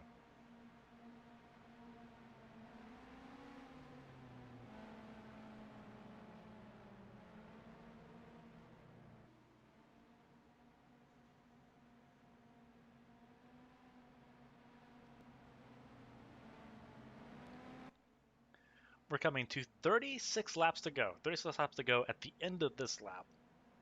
And things are upside down. Thoroughly upside down. Kimita Kinoshita, who has she's been involved in an accident, she's had electrical issues, and now she's sitting in the lead of the race, the DHL Grand Prix of Valkenburg.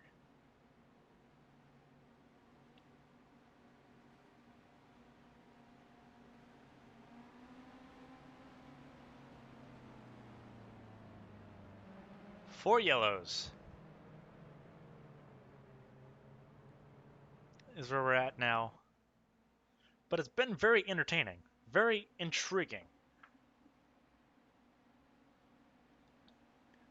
The crowd here in Valkenburg getting a show for sure.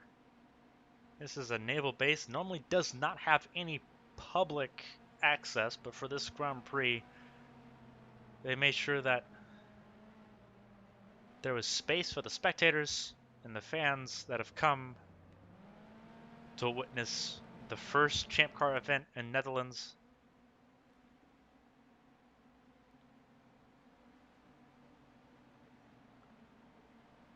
And it's been a very interesting show, especially for those that have been following that of Kinoshita. At one point was sitting last in the field and now leading this race.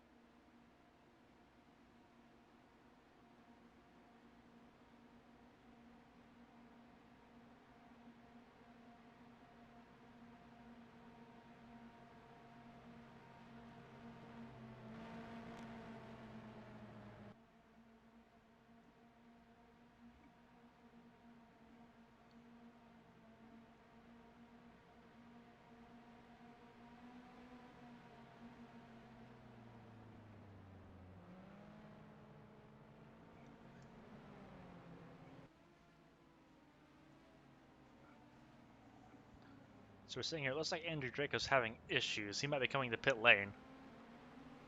Indeed he is. Andrew Draco pitting from 5th place. That'll promote Cameron Jackson to the top 5 and put Simona Leroux, tying her best finish so far in Champ Car, in 6th.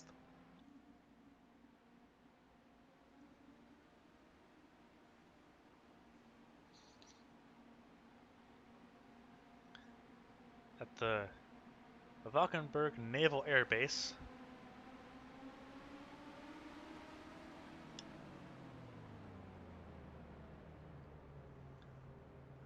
Some people wonder, well, what is a naval air base? This is a base run by the Dutch Army that mostly just supplies the Navy's aerial support. In the Netherlands, their Navy has aerial firepower. And this air base was made to maintain and launch them whenever they needed to. The base does not have current active military use. The arsenal that was at this facility was sold. So there hasn't been much of a use for this, and there looks like there was an issue further back. There might have been an issue. It looks like there wasn't an issue. Just a stack up in the back of the field. We're talking about this naval base. It's been inactive for most of the usages. There's occasional private uses for things like drones and smaller aircraft, especially for notable personnel, celebrities, the high security personnel essentially. So this is the first public event held at the Valkenburg Naval Base, and you can see by the caravans and the grandstands and all of the vehicles sitting and parking that it has been a massive success, turning this naval base, which has been inactive for almost a decade now, into something for the most diehard race fans here in the Netherlands. The lights on the safety car are out, which means we are going green this time. We're on the final sector of the racetrack. You can see the pit lane on the other side of the catch fencing. Andrew Draco came into pit lane, and we're to the point where we can begin to feel safer that the people that are pitting now will be able to make it to the end of the race. Kenosha is one of the people that are on the questionable side of things. She's the only one that did not pit under this pit cycle. But she's only the second leader of this race. Stephanie Portelli led the first 48 laps under green. But now it's under Kenosha's call. And she's going to go a little bit earlier. She's going to get a jump, and it works. Kenosha pulls out a little bit of a gap over Astra Crane. Something she had to do given that she's not running 100% on her race car. Crane's going to try closing the gap. But it's a lot tamer this time through this section. This is where the last two cautions have happened. Well, now the insanity begins as cars begin to go to file. Parker tried to make a move. Now Kelly Zappa's going to try to make a move as they get ready to head to the hairpin. And here we go. Cold tires. Lecty's going to make a move on Cristobal, and she'll make it stick.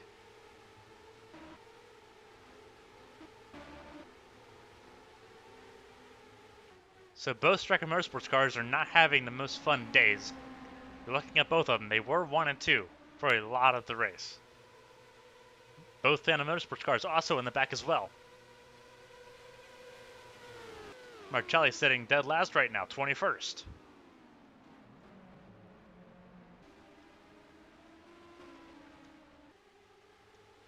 Looks like Keisha Fox might have retired from the race.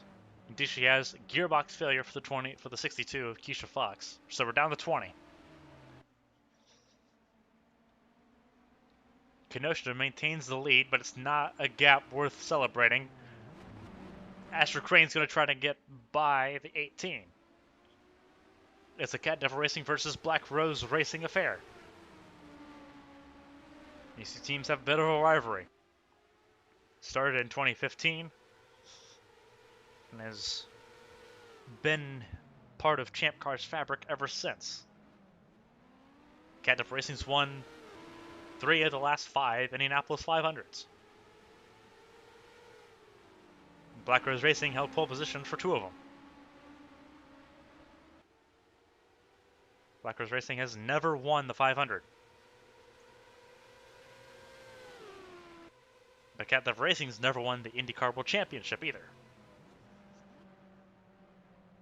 Trading blows between these two powerhouse teams. Black Rose Racing sits with 2 cars, Cat Devil Racing has 3.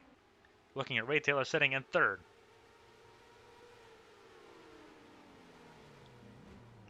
Ray Taylor sitting in 3rd has really put a gap between him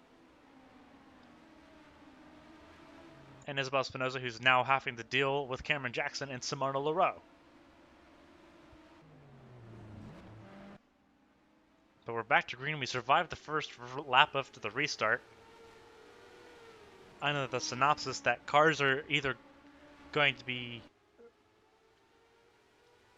short on fuel.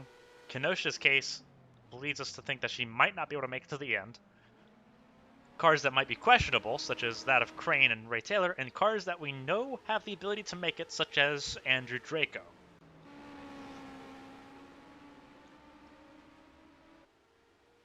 So there's going to be a decent amount of battling down throughout the field, but it's going to be interesting to see if Kenosha can use her wounded car to hold off that of Astrid Crane and Ray Taylor.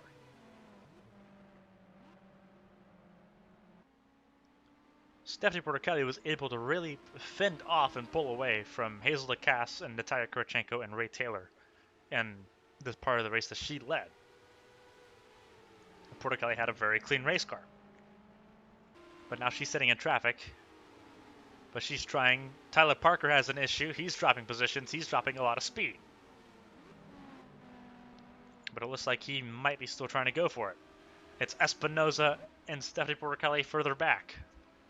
Espinosa in the blue and white, number 48. As she tries really hard to get past David Wessel. Almost caused an incident there. Tried to make a lunge on the inside of Wessel. Wessel closed it off.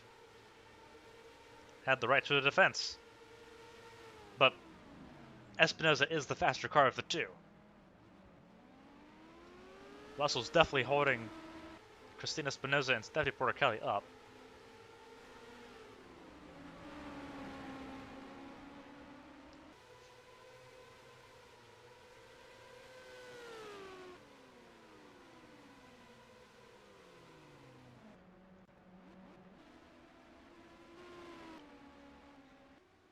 Up front, it's still Kenosha leading.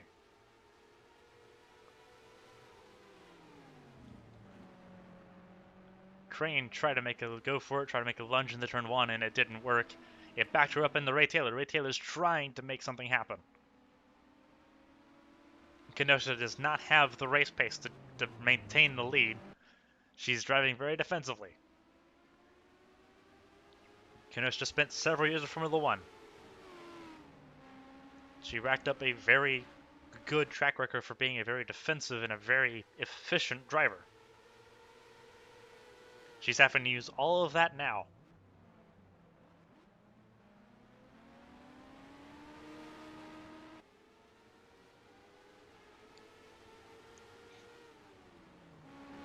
At the age of 29, Kenosha's accomplished 2 parts of the Triple Crown. She's won Monaco, she's won Indianapolis twice.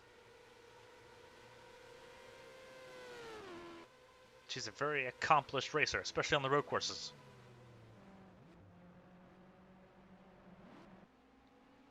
Her strongest suit is defensive driving and definitely an acumen for strategy.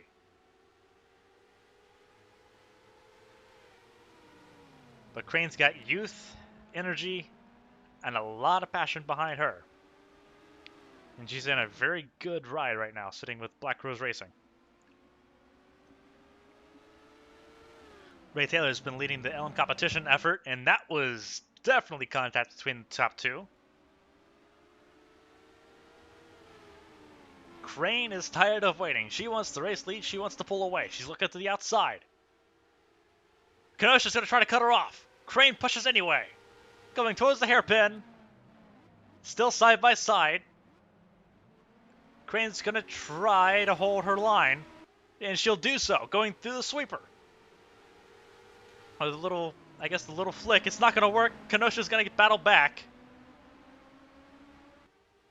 And now Crane's got to battle Ray Taylor. An interesting exchange as Cameron Jackson battles Isabel Espinoza. Cat of Racing's come to the fore. Top 7, all in a group. Taylor gets past Crane. Jackson gets past Espinoza.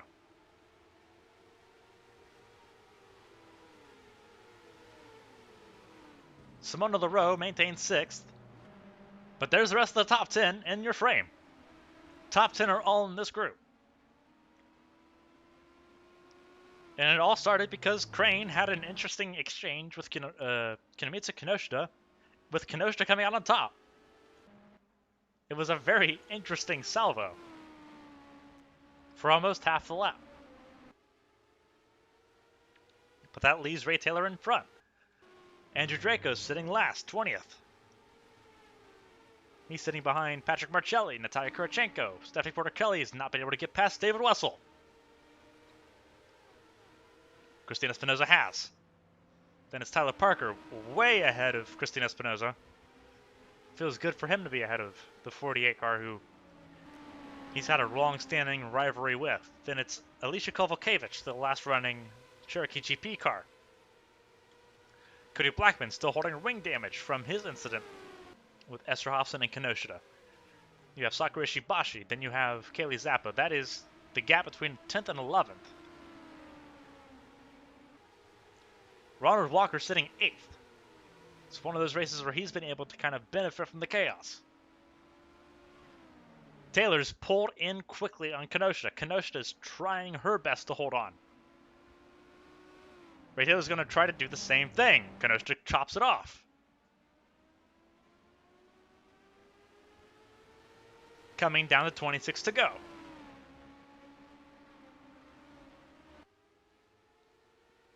Taylor's not as close as what Crane was. So he's not going to be able to make it happen. Ray Taylor's going to have to try to use draft to try to get close enough to Kinoshita on this section of the racetrack. Through the left-right, little flick chicane.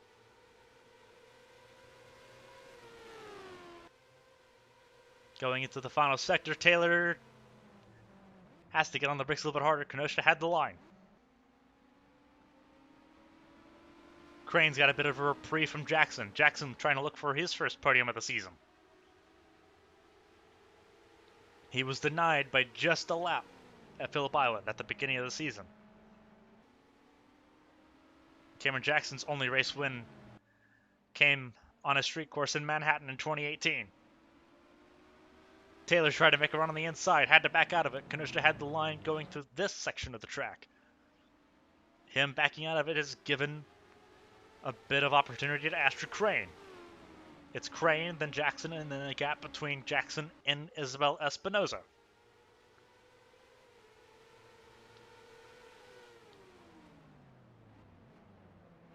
But all the drivers know that this is going to be a sprint to the finish.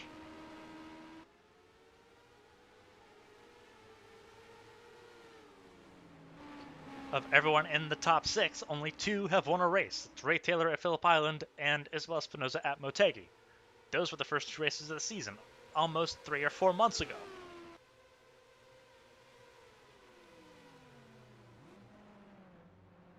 There's also a bit of pride. This is the first race the Champ Car is held in the Netherlands.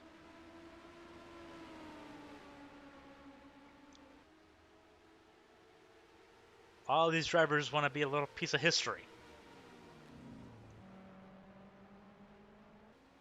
Kenosha's kept Taylor at bay for the time being.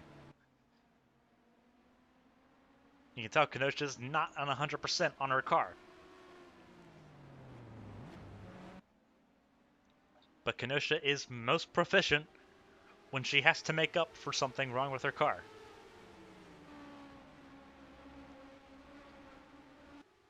She's proficient when it comes to saving.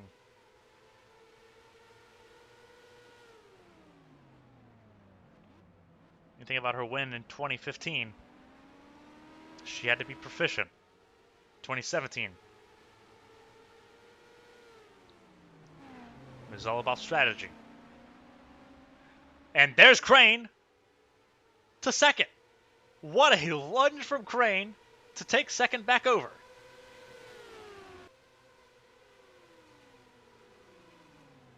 It's Honda and Mercedes all up in the top 5. The first Alpine-powered car is 11th. Alpine have had a very large struggle so far today.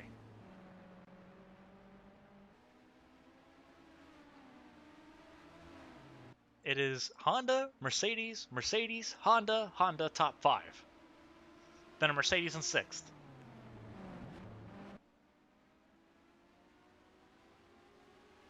This battle is going to be intense.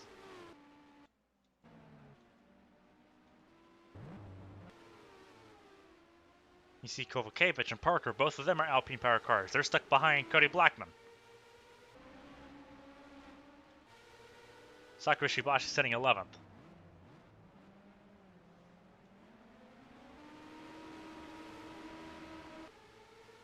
But Ishibashi's on the tail of Kelly Zappa and Nicole Lecty.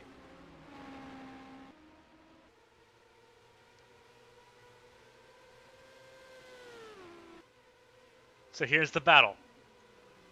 Can Astrid Crane get back up to Kenosha?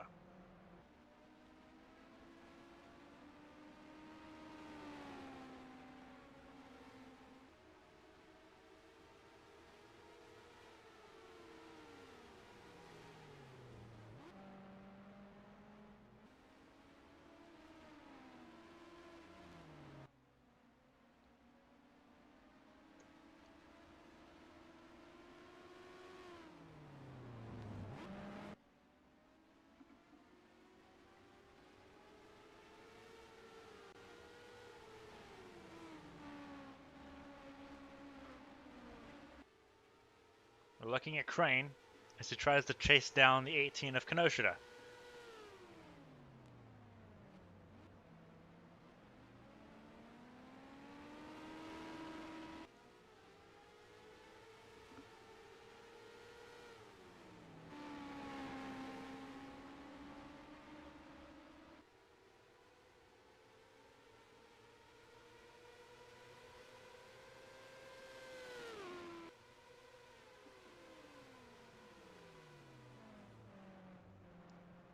We're sitting, it's a pretty steady gap right now between Crane and Kenosha, between Crane and Ray Taylor, and then Cameron Jackson sitting in 4th place.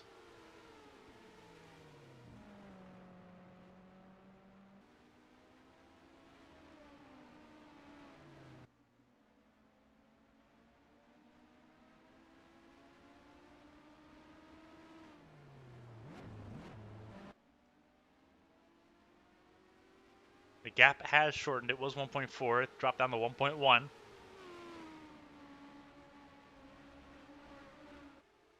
So Crane is closing.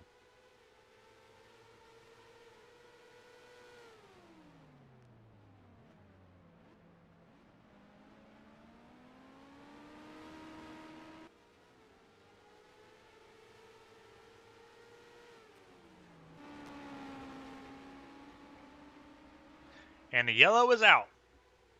Caution is out, and it is for Christina Espinoza. Last week's race winner will not be winning today. As we get ready to come to 20 to go.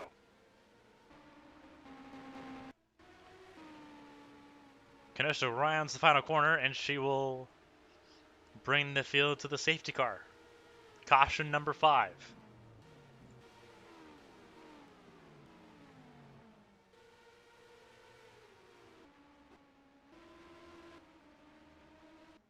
So this will be a reprieve for Minnie as you try to figure out what happened here. She had issues coming to the start-finish line.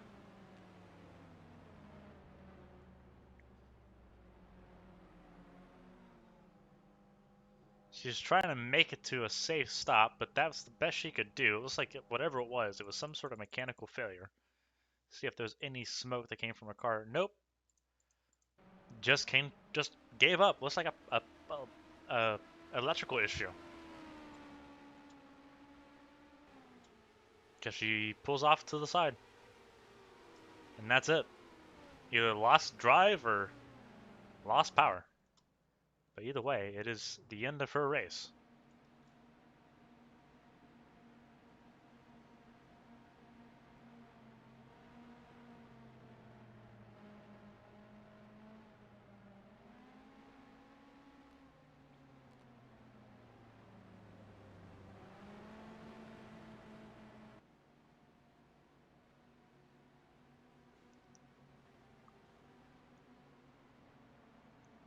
So now the question is, who pits and who stays out? With 20 to go, it's reasonable to say a lot of people will pit for tires. For the confirmation that they will make it to the end without any more stops. But we're not sure on that. We're sitting here waiting and seeing.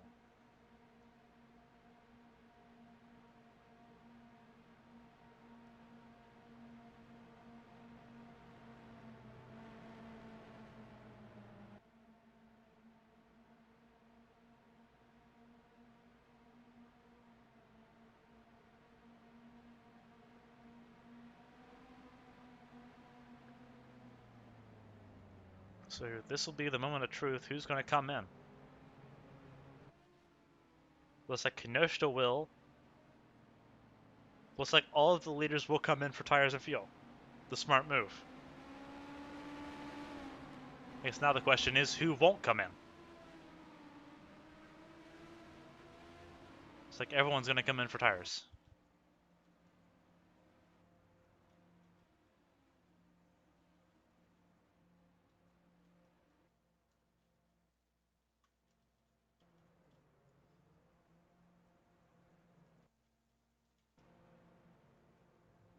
So Kenosha's in her pit box first.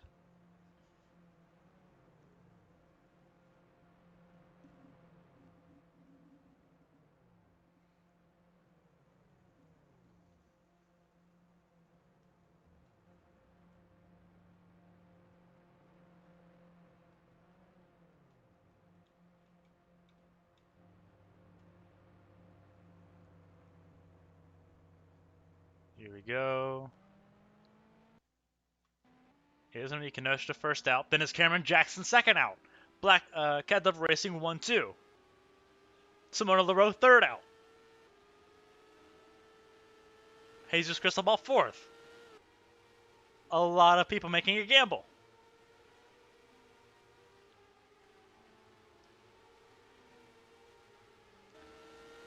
The money pit stop has cost a lot of drivers. There's Astrid Crane. No longer in contention. Ray Taylor's out of contention. That is some serious issues. Christina Espinosa's now one lap down, but they fixed her issue. So here we go. Kenosha, Jackson, LaRoe. And then Jesus Cristobal sitting fourth. Margaret Walker fifth.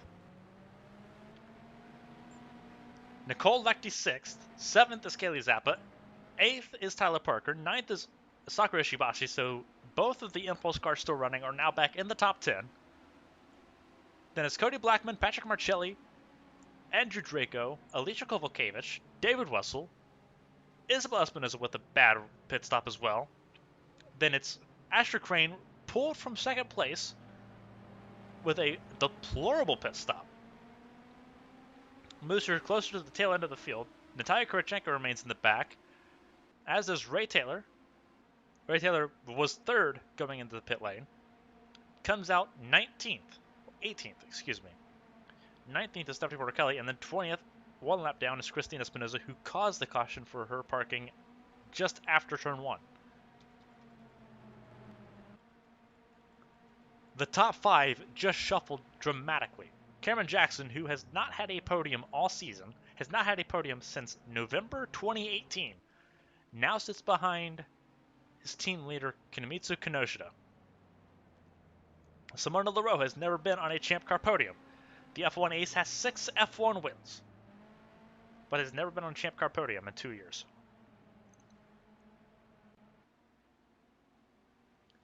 She sits third. Jesus Cristobal, in only his second race back since 2016, sits within shot of taking a podium.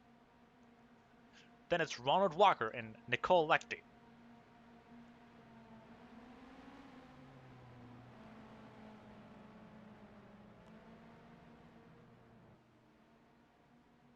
Pit stops have been kryptonite.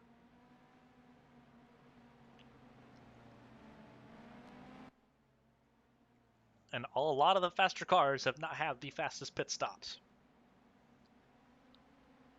Disaster has happened on pit lane so many times today to so many good drivers. Crane, Porter-Kelly, Korochenko, Taylor.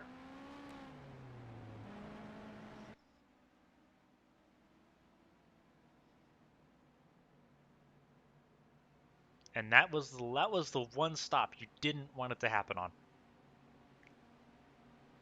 So we're going to sit under caution. Going to step away for just a moment as we sit under caution. Don't go anywhere because we're not stopping the stream or anything. It's Champ Car nonstop. I'll be right back.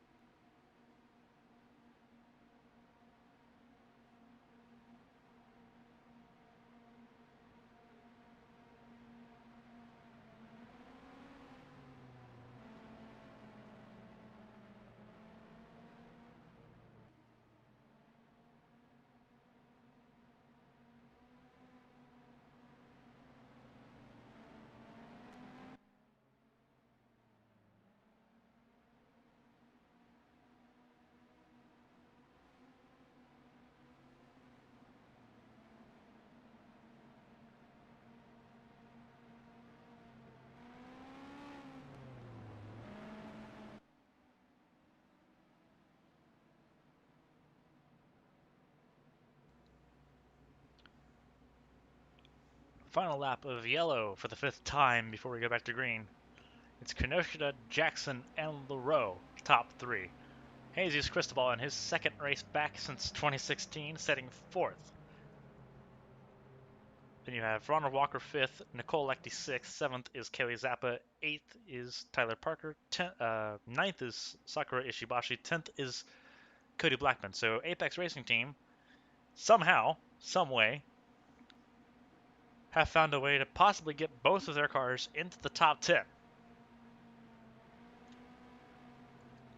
But the second half of the field looks pretty stacked. It's Petro Marcelli 11th, Andrew Draco 12th, Alicia Kovalkiewicz 13th, David Russell 14th, 15th is Isabel Espinoza, 16th is Astrid Crane, 17th is Natalia Karchenko, 18th is Ray Taylor, 19th is Stephanie Borkelli. She's the last car on the lead lap, and Christina Espinoza, the cause of the 5th caution, is 1 lap down after her team was able to get her refired.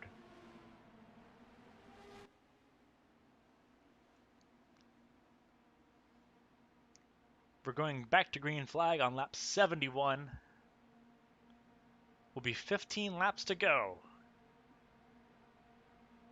It's going to be quite an interesting shot. Looks like Astrid Crane has issues now. She's behind Christina Espinoza.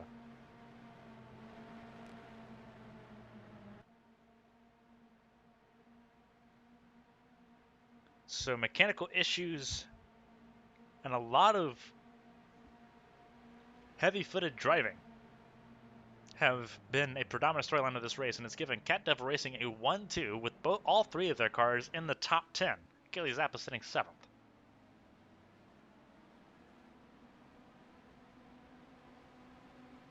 Pace car pulls into pit lane.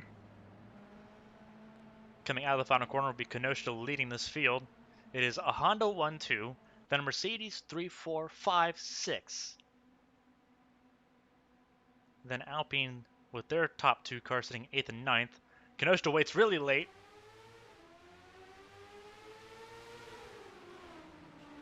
Cameron Jackson tried to make a move on it.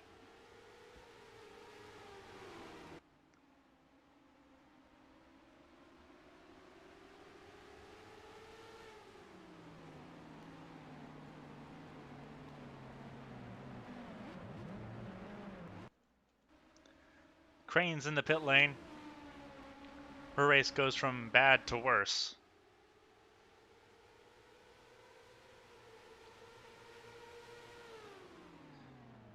But Kenosha maintains the lead. See Marcelli trying to battle up for the top 10. And he gets it. But now it's up to Andrew Draco to try to get the same thing. It's a battle for 11th now. It's easy to tell that Cody Blackman does not have the pace. A very tight squeeze there. And they're onto the AstroTurf. It's 3 wide though. Ronald Walker's in the pit lane, so it's all gone wrong for Apex. And it all went wrong for Alicia Kovalkiewicz. A very frantic first lap on the restart.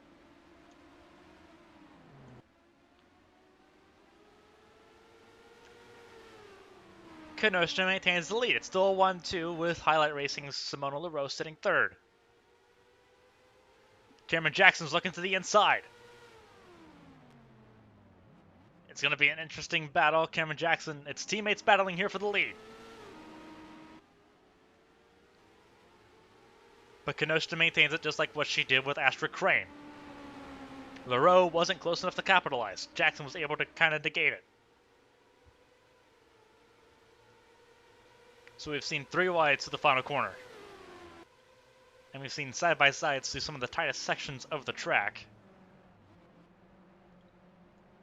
But we survived it all. Ronald Walker's back out of pit lane. Crisis averted for the most part on that opening lap.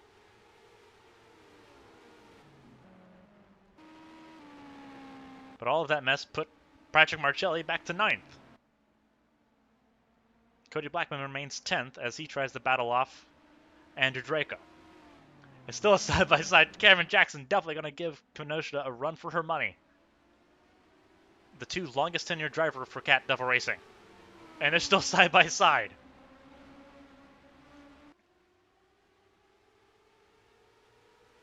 They are racing it out.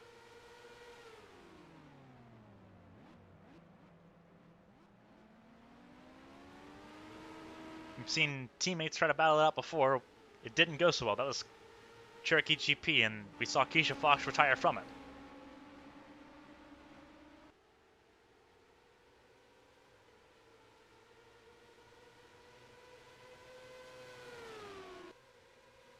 However, there's a lot more respect between Jackson and Kenosha here.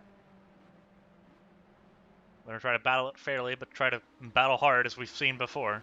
Cameron Jackson had to back up a little bit because of the dirty air. So it's still Kenosha, Jackson, Leroux.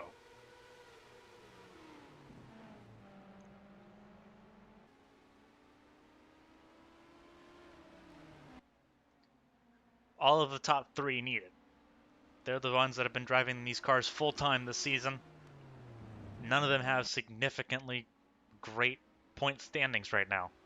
You have Nicole Lecty sitting 5th. She's the first car in this group so far that has a decent points position so far. But 51 points would do a lot of good for Kenosha. Would do a lot of good for Jackson. Would be a godsend for Simona Leroux.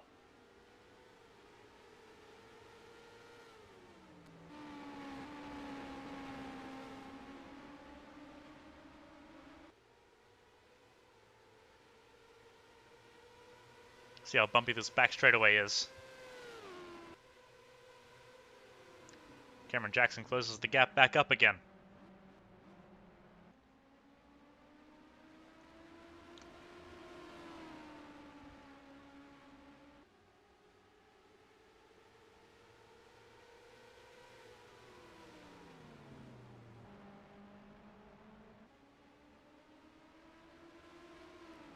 Keeping an eye on Cameron Jackson as he tries to find a way around Kenosha.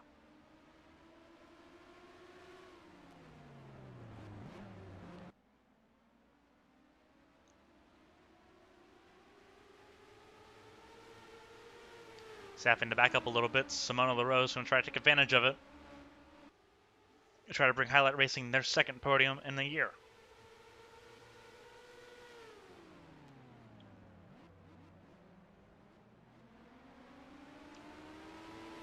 I talk about Highlight Racing, how it's led by Rita Lecty, the mother of Nicole, who's sitting 5th. She took over the team when it was in shambles. And she's been restructuring the team. The team's minimized down to one car with all of its efforts going into Leroux's campaign. We've seen an upswing in the performance. We had Koivu get a podium at Homestead. Multiple top 10 finishes. And a potential for another podium here in Valkenburg. The team highlighted how it wanted to do well in Europe, and so far their team is succeeding. Top 4 is under a blanket. It's Kenosha, Jackson, Leroux, Cristobal. Then you have Kaylee Zappa sitting 6th now. So Cat Devil Racing having an amazing points haul, an amazing result potentially with as we come down to 10 to go.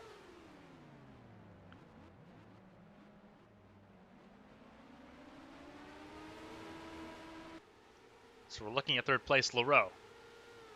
There's the race leader, Kinomitsu Kenosha.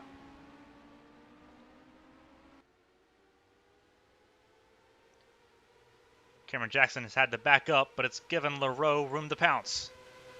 Side by side through the narrow part of the straightaway. Coming to the final set of... And it's 3 wide. Cameron Jackson loses out. Jackson had to back out significantly, ran out of room. Lecty takes 2nd. Well, Leroux takes second, Lechty takes third, and Jesus Cristobal, despite all of that, remains fourth. Fifth is now Kaylee Zappa, sixth is Cameron Jackson. Lost out, hit the AstroTurf, and couldn't put the power down in time. Team Impulse maintaining seventh and eighth. Ishibashi acting as a rear gunner for Tyler Parker. Patrick Marcelli. I talk about her acting as a rear gunner, she just tried to get by Parker there, and it didn't work. Marcelli sitting ninth. Isabel Espinosa moves her way back up to 10th. Cody Blackman, with the damage on his front wing, stays in 11th place. Significant battling going on. Andrew Draco looks like he's got damage on his front wing. So he's dropped all the way back down to 17th. And we're at 10 to go. Ronald Walker's definitely off pace. You can see the damage on the left side of his rear wing. He is off pace and wounded. Then you have Astrid Crane.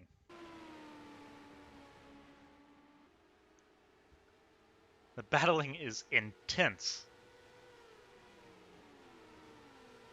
But it gave a gap. It gave Kenosha a bit of a reprieve. But now it's one-on-one, Kenosha and Leroux. Both of them coming from the world of F1. Leroux's won Monaco. She won Monaco in 2016. Kenosha won Monaco in 2013.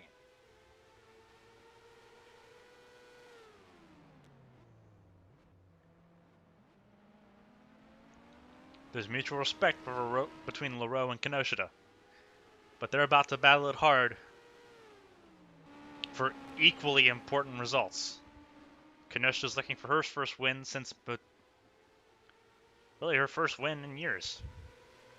Leroux's looking for her first ever Champ Car win.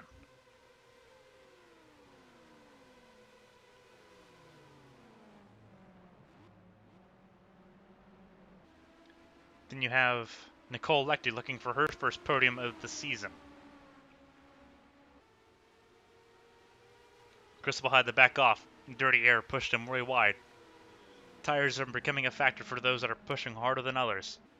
Cristobal's one of them.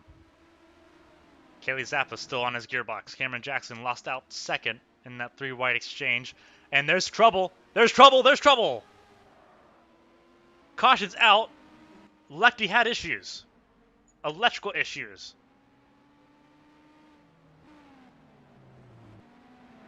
And everything changes.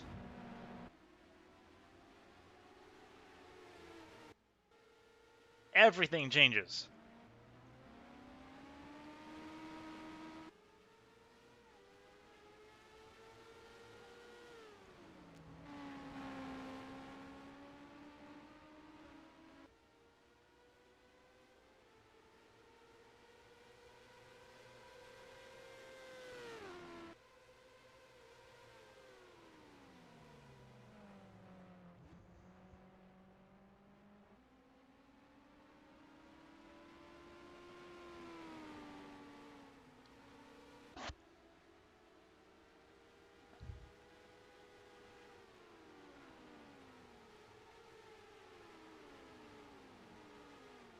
And you see the damage on Tyler Parker's car. There's a lot of damage to Tyler Parker's car. See if we can take a look at that.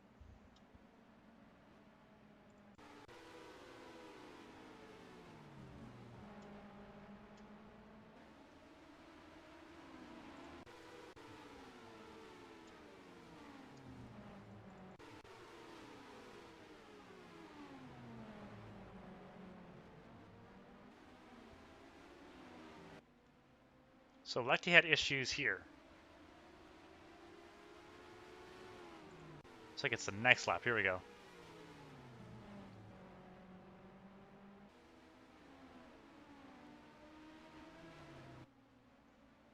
So here's Lechty. It's like...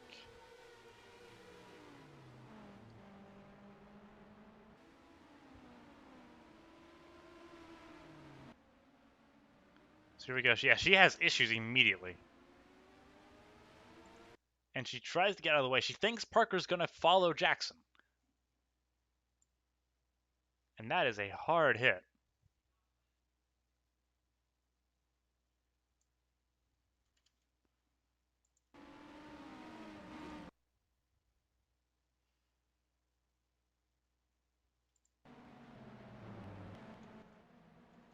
So Lecty's in the pit lane now.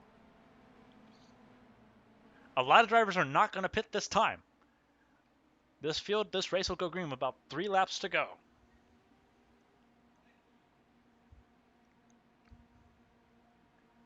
So here we go.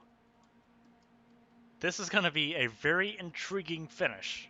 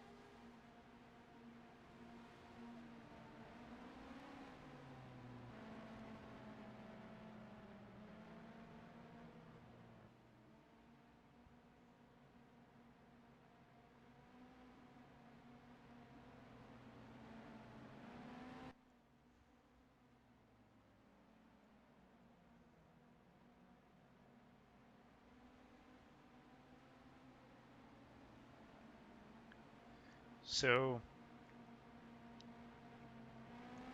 the first race at the Valkenburg Naval Air Base has been quite an exciting one. We will be going green for about 2 or 3 laps to go. What a interesting situation here.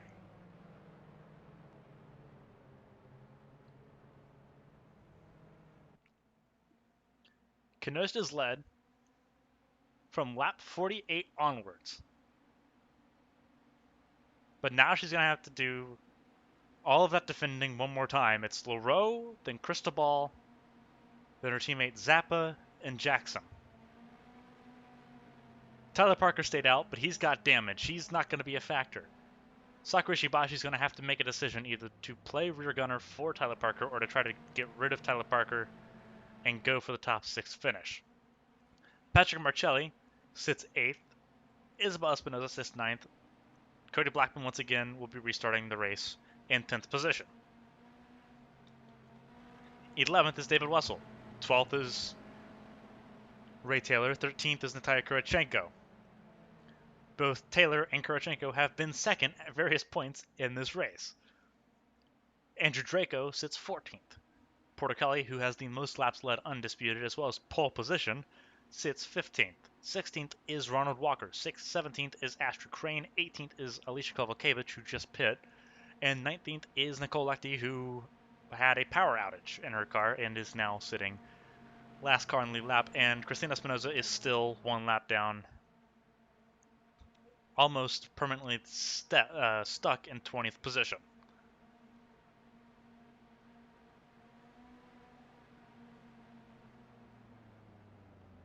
But right now it is Kenosha up front, Leroux, Cristobal looking for his first podium on his return to Champ Car Racing, Kaylee Zappa, and Carmen Jackson. First place has been really steady. It's second on down that's been a mess.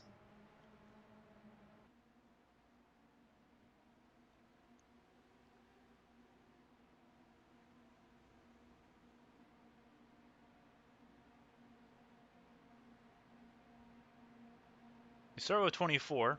We're down to 20. Surprise, we still have 20 at this point. It's been a very chaotic event.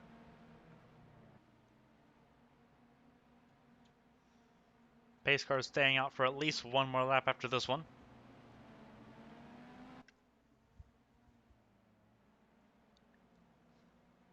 But this one's almost over. The fans here in Valkenburg have had quite a show on their hands,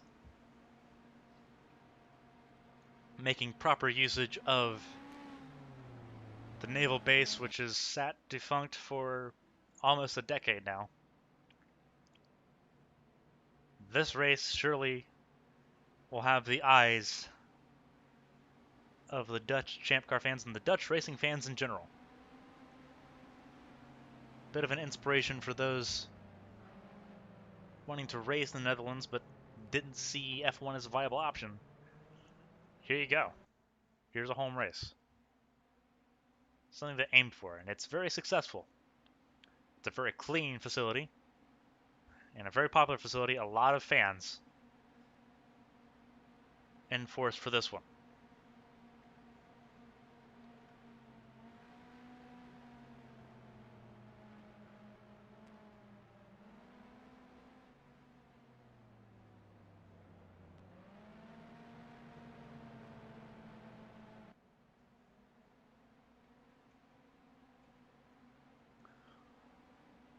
For Kinoshita, it's been almost 2 solid years since he's even seen the podium, let alone stood on top of it.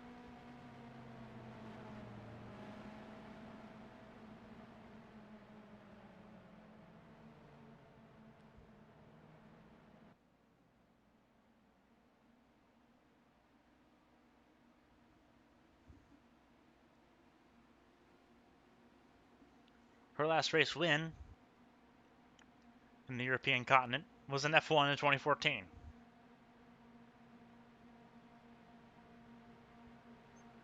That was the Spanish Grand Prix.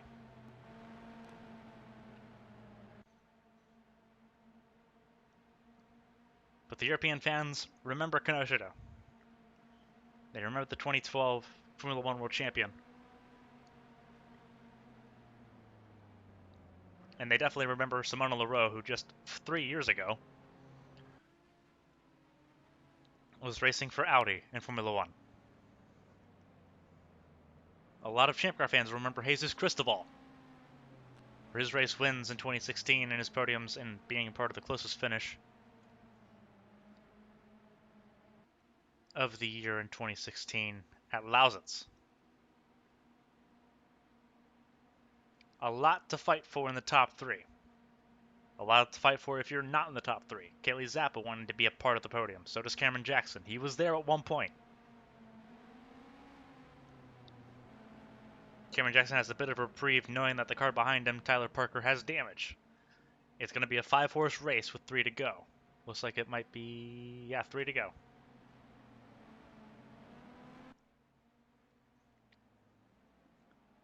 For those that have tuned in, it's been a show, and it's not quite over yet.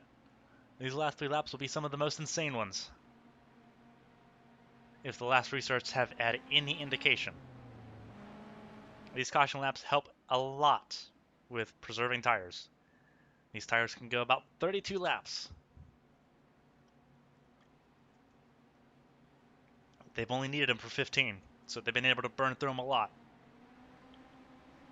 They're going to have 3 more laps to burn it down.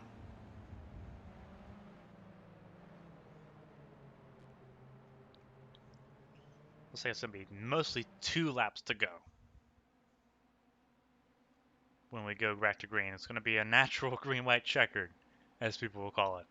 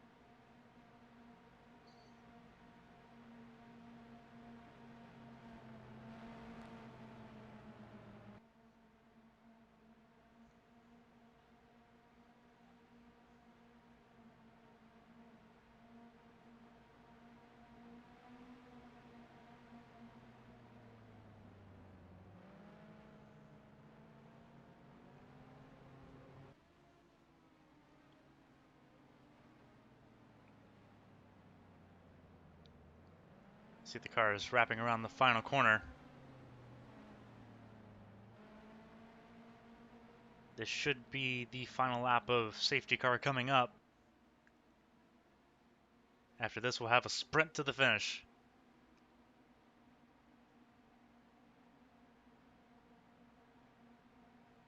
Lights go out. It's going to be 2 laps to go.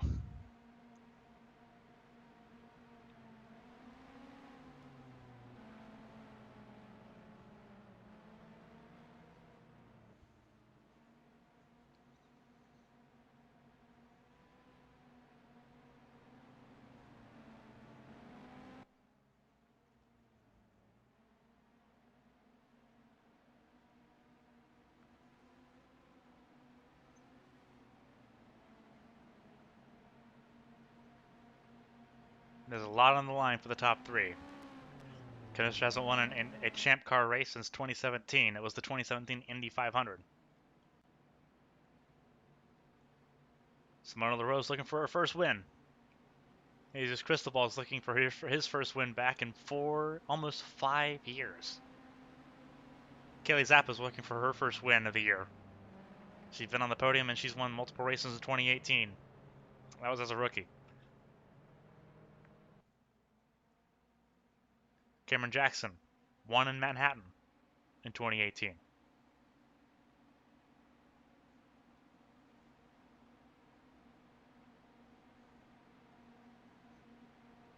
Simona LaRose has to be on it.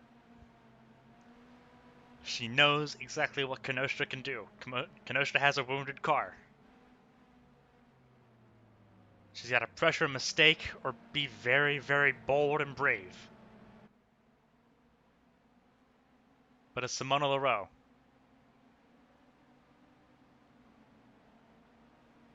So if anyone can do it, it's going to be someone else with F1 caliber style. There's only 2 in the top 5. Only 2 in the top 10.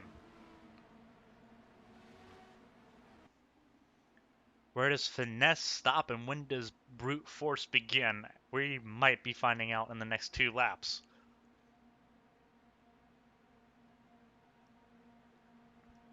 Regardless, this has been an absolute barn burner of a race. Valkenburg has delivered. And now in 2 laps time we get to figure out who's winning the first DHL Grand Prix of Valkenburg. Coming to the final 2-3 corners.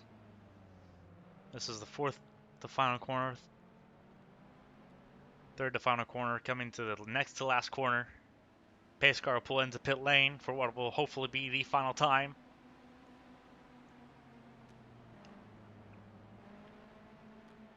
Kanister will control the restart. She's been doing later restarts than normal.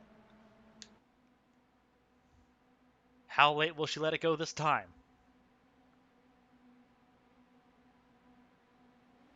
She leaves it pretty late again. But LaRose is onto it.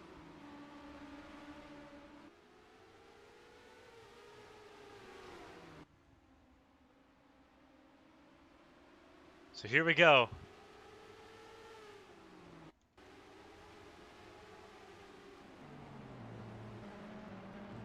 We get through the trouble corner on the restarts. We get through that pretty clean. So the midfield sorts itself out. Now it's a matter of who's up front. Cold tires to this hairpins also caused issues, not for the leaders. They get through. Porter-Kelly almost lost it. There is loss. Caution's out. It's Isabel Espinosa. She spun out. It's simply a race to the line. Cold tires. Espinosa pushed too hard. LaRose knows she's only got 2 corners to go to be able to fight it back. She's not going to be able to.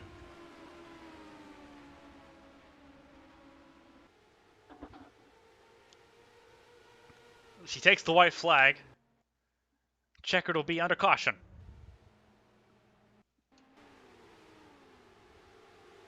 And that is a 3 wide battle coming to the line for the position. What a showcase there for the finish. That was brave.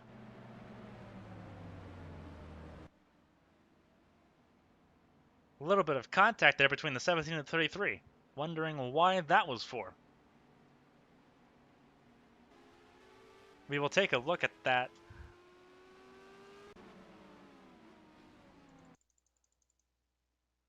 We'll take a look as to what happened with that spin, because it looks like she definitely went around all the way. Oh no, she was helped around. Oh, she was definitely helped around by Cody Blackman. And that's a fair call. She's in traffic.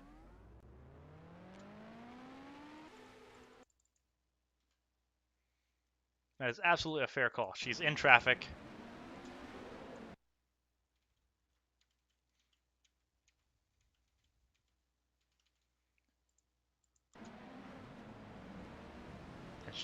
Poor Kelly almost lost it, having to stay on the curbing, trying to give space to everyone else. Now, what was that battle like coming to the finish?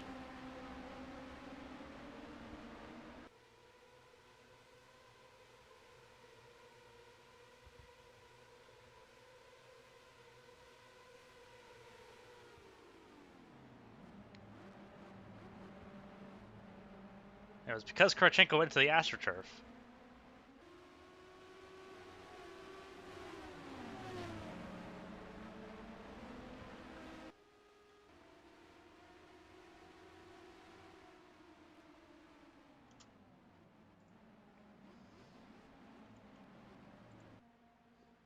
So there we go.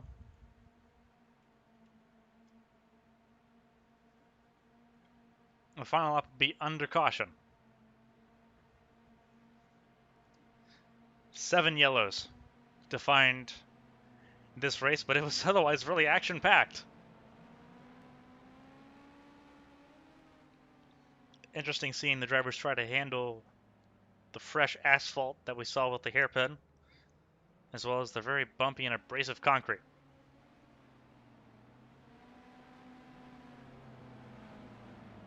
But for the first time in 2020, the DHL Grand Prix of Valkenburg belongs to none other than Kinomitsu Kinoshita. 8 races, 8 different winners. Simona Leroux matches Highlight Racing's best finish of the season with a second place finish. Jesus Cristobal with his first podium on his return to Champ Car Racing with 3rd. Kelly Zappa 4th. Cameron Jackson 5th. Sakura Shibashi 6th. Patrick Marcelli 7th. Cody Blackman 8th. Ray Taylor 9th. 10th is going to be Natalia Kurachenko. 9th is Natalia Kurachenko, excuse me. 10th is Andrew Draco. 11th is Astrid Crane. Ronald Walker is 12th. Nicole Lectie is 13th. 14th is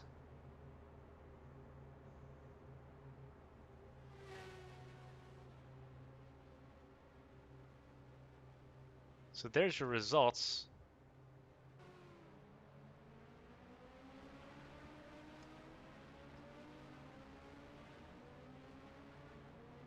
What a finish.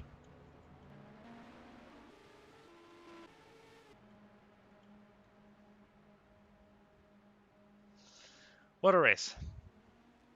Kinoshita wins her first race of 2020 over Simona Leroux and Jesus Cristobal. The talk is going to be of the extreme mix of racing and cautions. But there was a lot of battling to be had.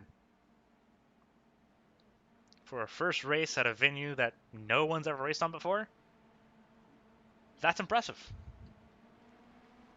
18 cars on the lead lap. Sakura Shibashi ended up being 1 lap down. So Team Impulse, despite having come from the back to the front, ends up at the back of the field once again.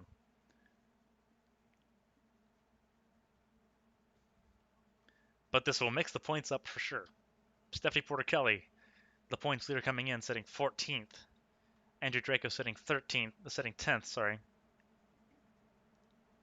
Sakura Shibashi sitting in 19th. Points are going to change dramatically. So as we watch the cars as they stay behind the pace car and come to pit lane,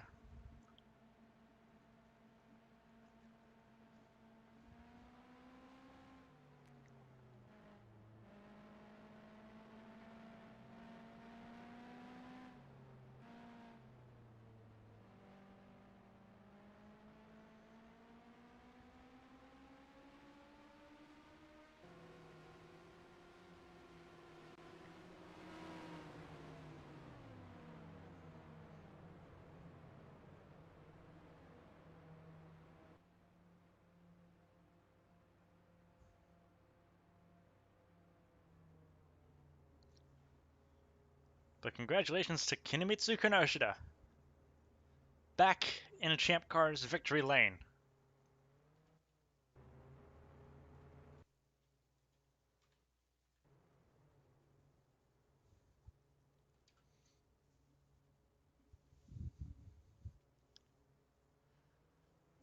So once again, the finishing order is Kinemitsu Kinoshita winning her first race of 2020. 8 races, 8 different winners. The streak continues. Simona Leroux finishes second, her first podium in Champ Car competition. Jesus Cristobal finishes third for his first podium on his return to Champ Car racing. Kelly Zappa just a bit off, finishing fourth. Cameron Jackson, after being in second, recovers to remain in the top 5, finishing fifth after starting last. Patrick Marcelli recovers to sixth. Seventh is Cody Blackman, his best Champ Car result. Ray Taylor recovers for 8th. Natalia Kurachenko recovers for 9th. 10th is Andrew Draco. 11th is Astrid Crane. 12th is Ronald Walker. 13th is Nicole Lechty. 14th is Stephanie Porter Kelly, the points leader entering this event. Alicia Kovalkiewicz finishes 15th. David Wessel 16th. Isabel Espinoza, who spun out and caused the last caution that ended the race, finishes 17th. Tyler Parker finishes 18th. 19th is Sakura Ishibashi, one lap down, and so is Christina Espinoza finishing 20th. For retirements, Keisha Fox with a gearbox failure in 21st. 22nd is Esther Hofson after her accident with Cody Blackman and Kinoshita. Hazel Lacasse, her first road course race, she was second most of it, retiring with an engine failure to finish 23rd. And then Gerard Perth, his return to Champ Car, less than blissful, started 6th, but never actually got to see the checkered flag and recorded a last place finish. 2 weeks' time is the Euro Speedway Lausitz Ring, the last race at the Lausitz Ring with its future up in the air. It's the last race in Europe for 2020, and as history tells us, it's going to be a barn burner. The closest race finish in the last 5 years happened at Lausitz Ring 2016. Benjamin Porter won that one over Jesus Cristobal.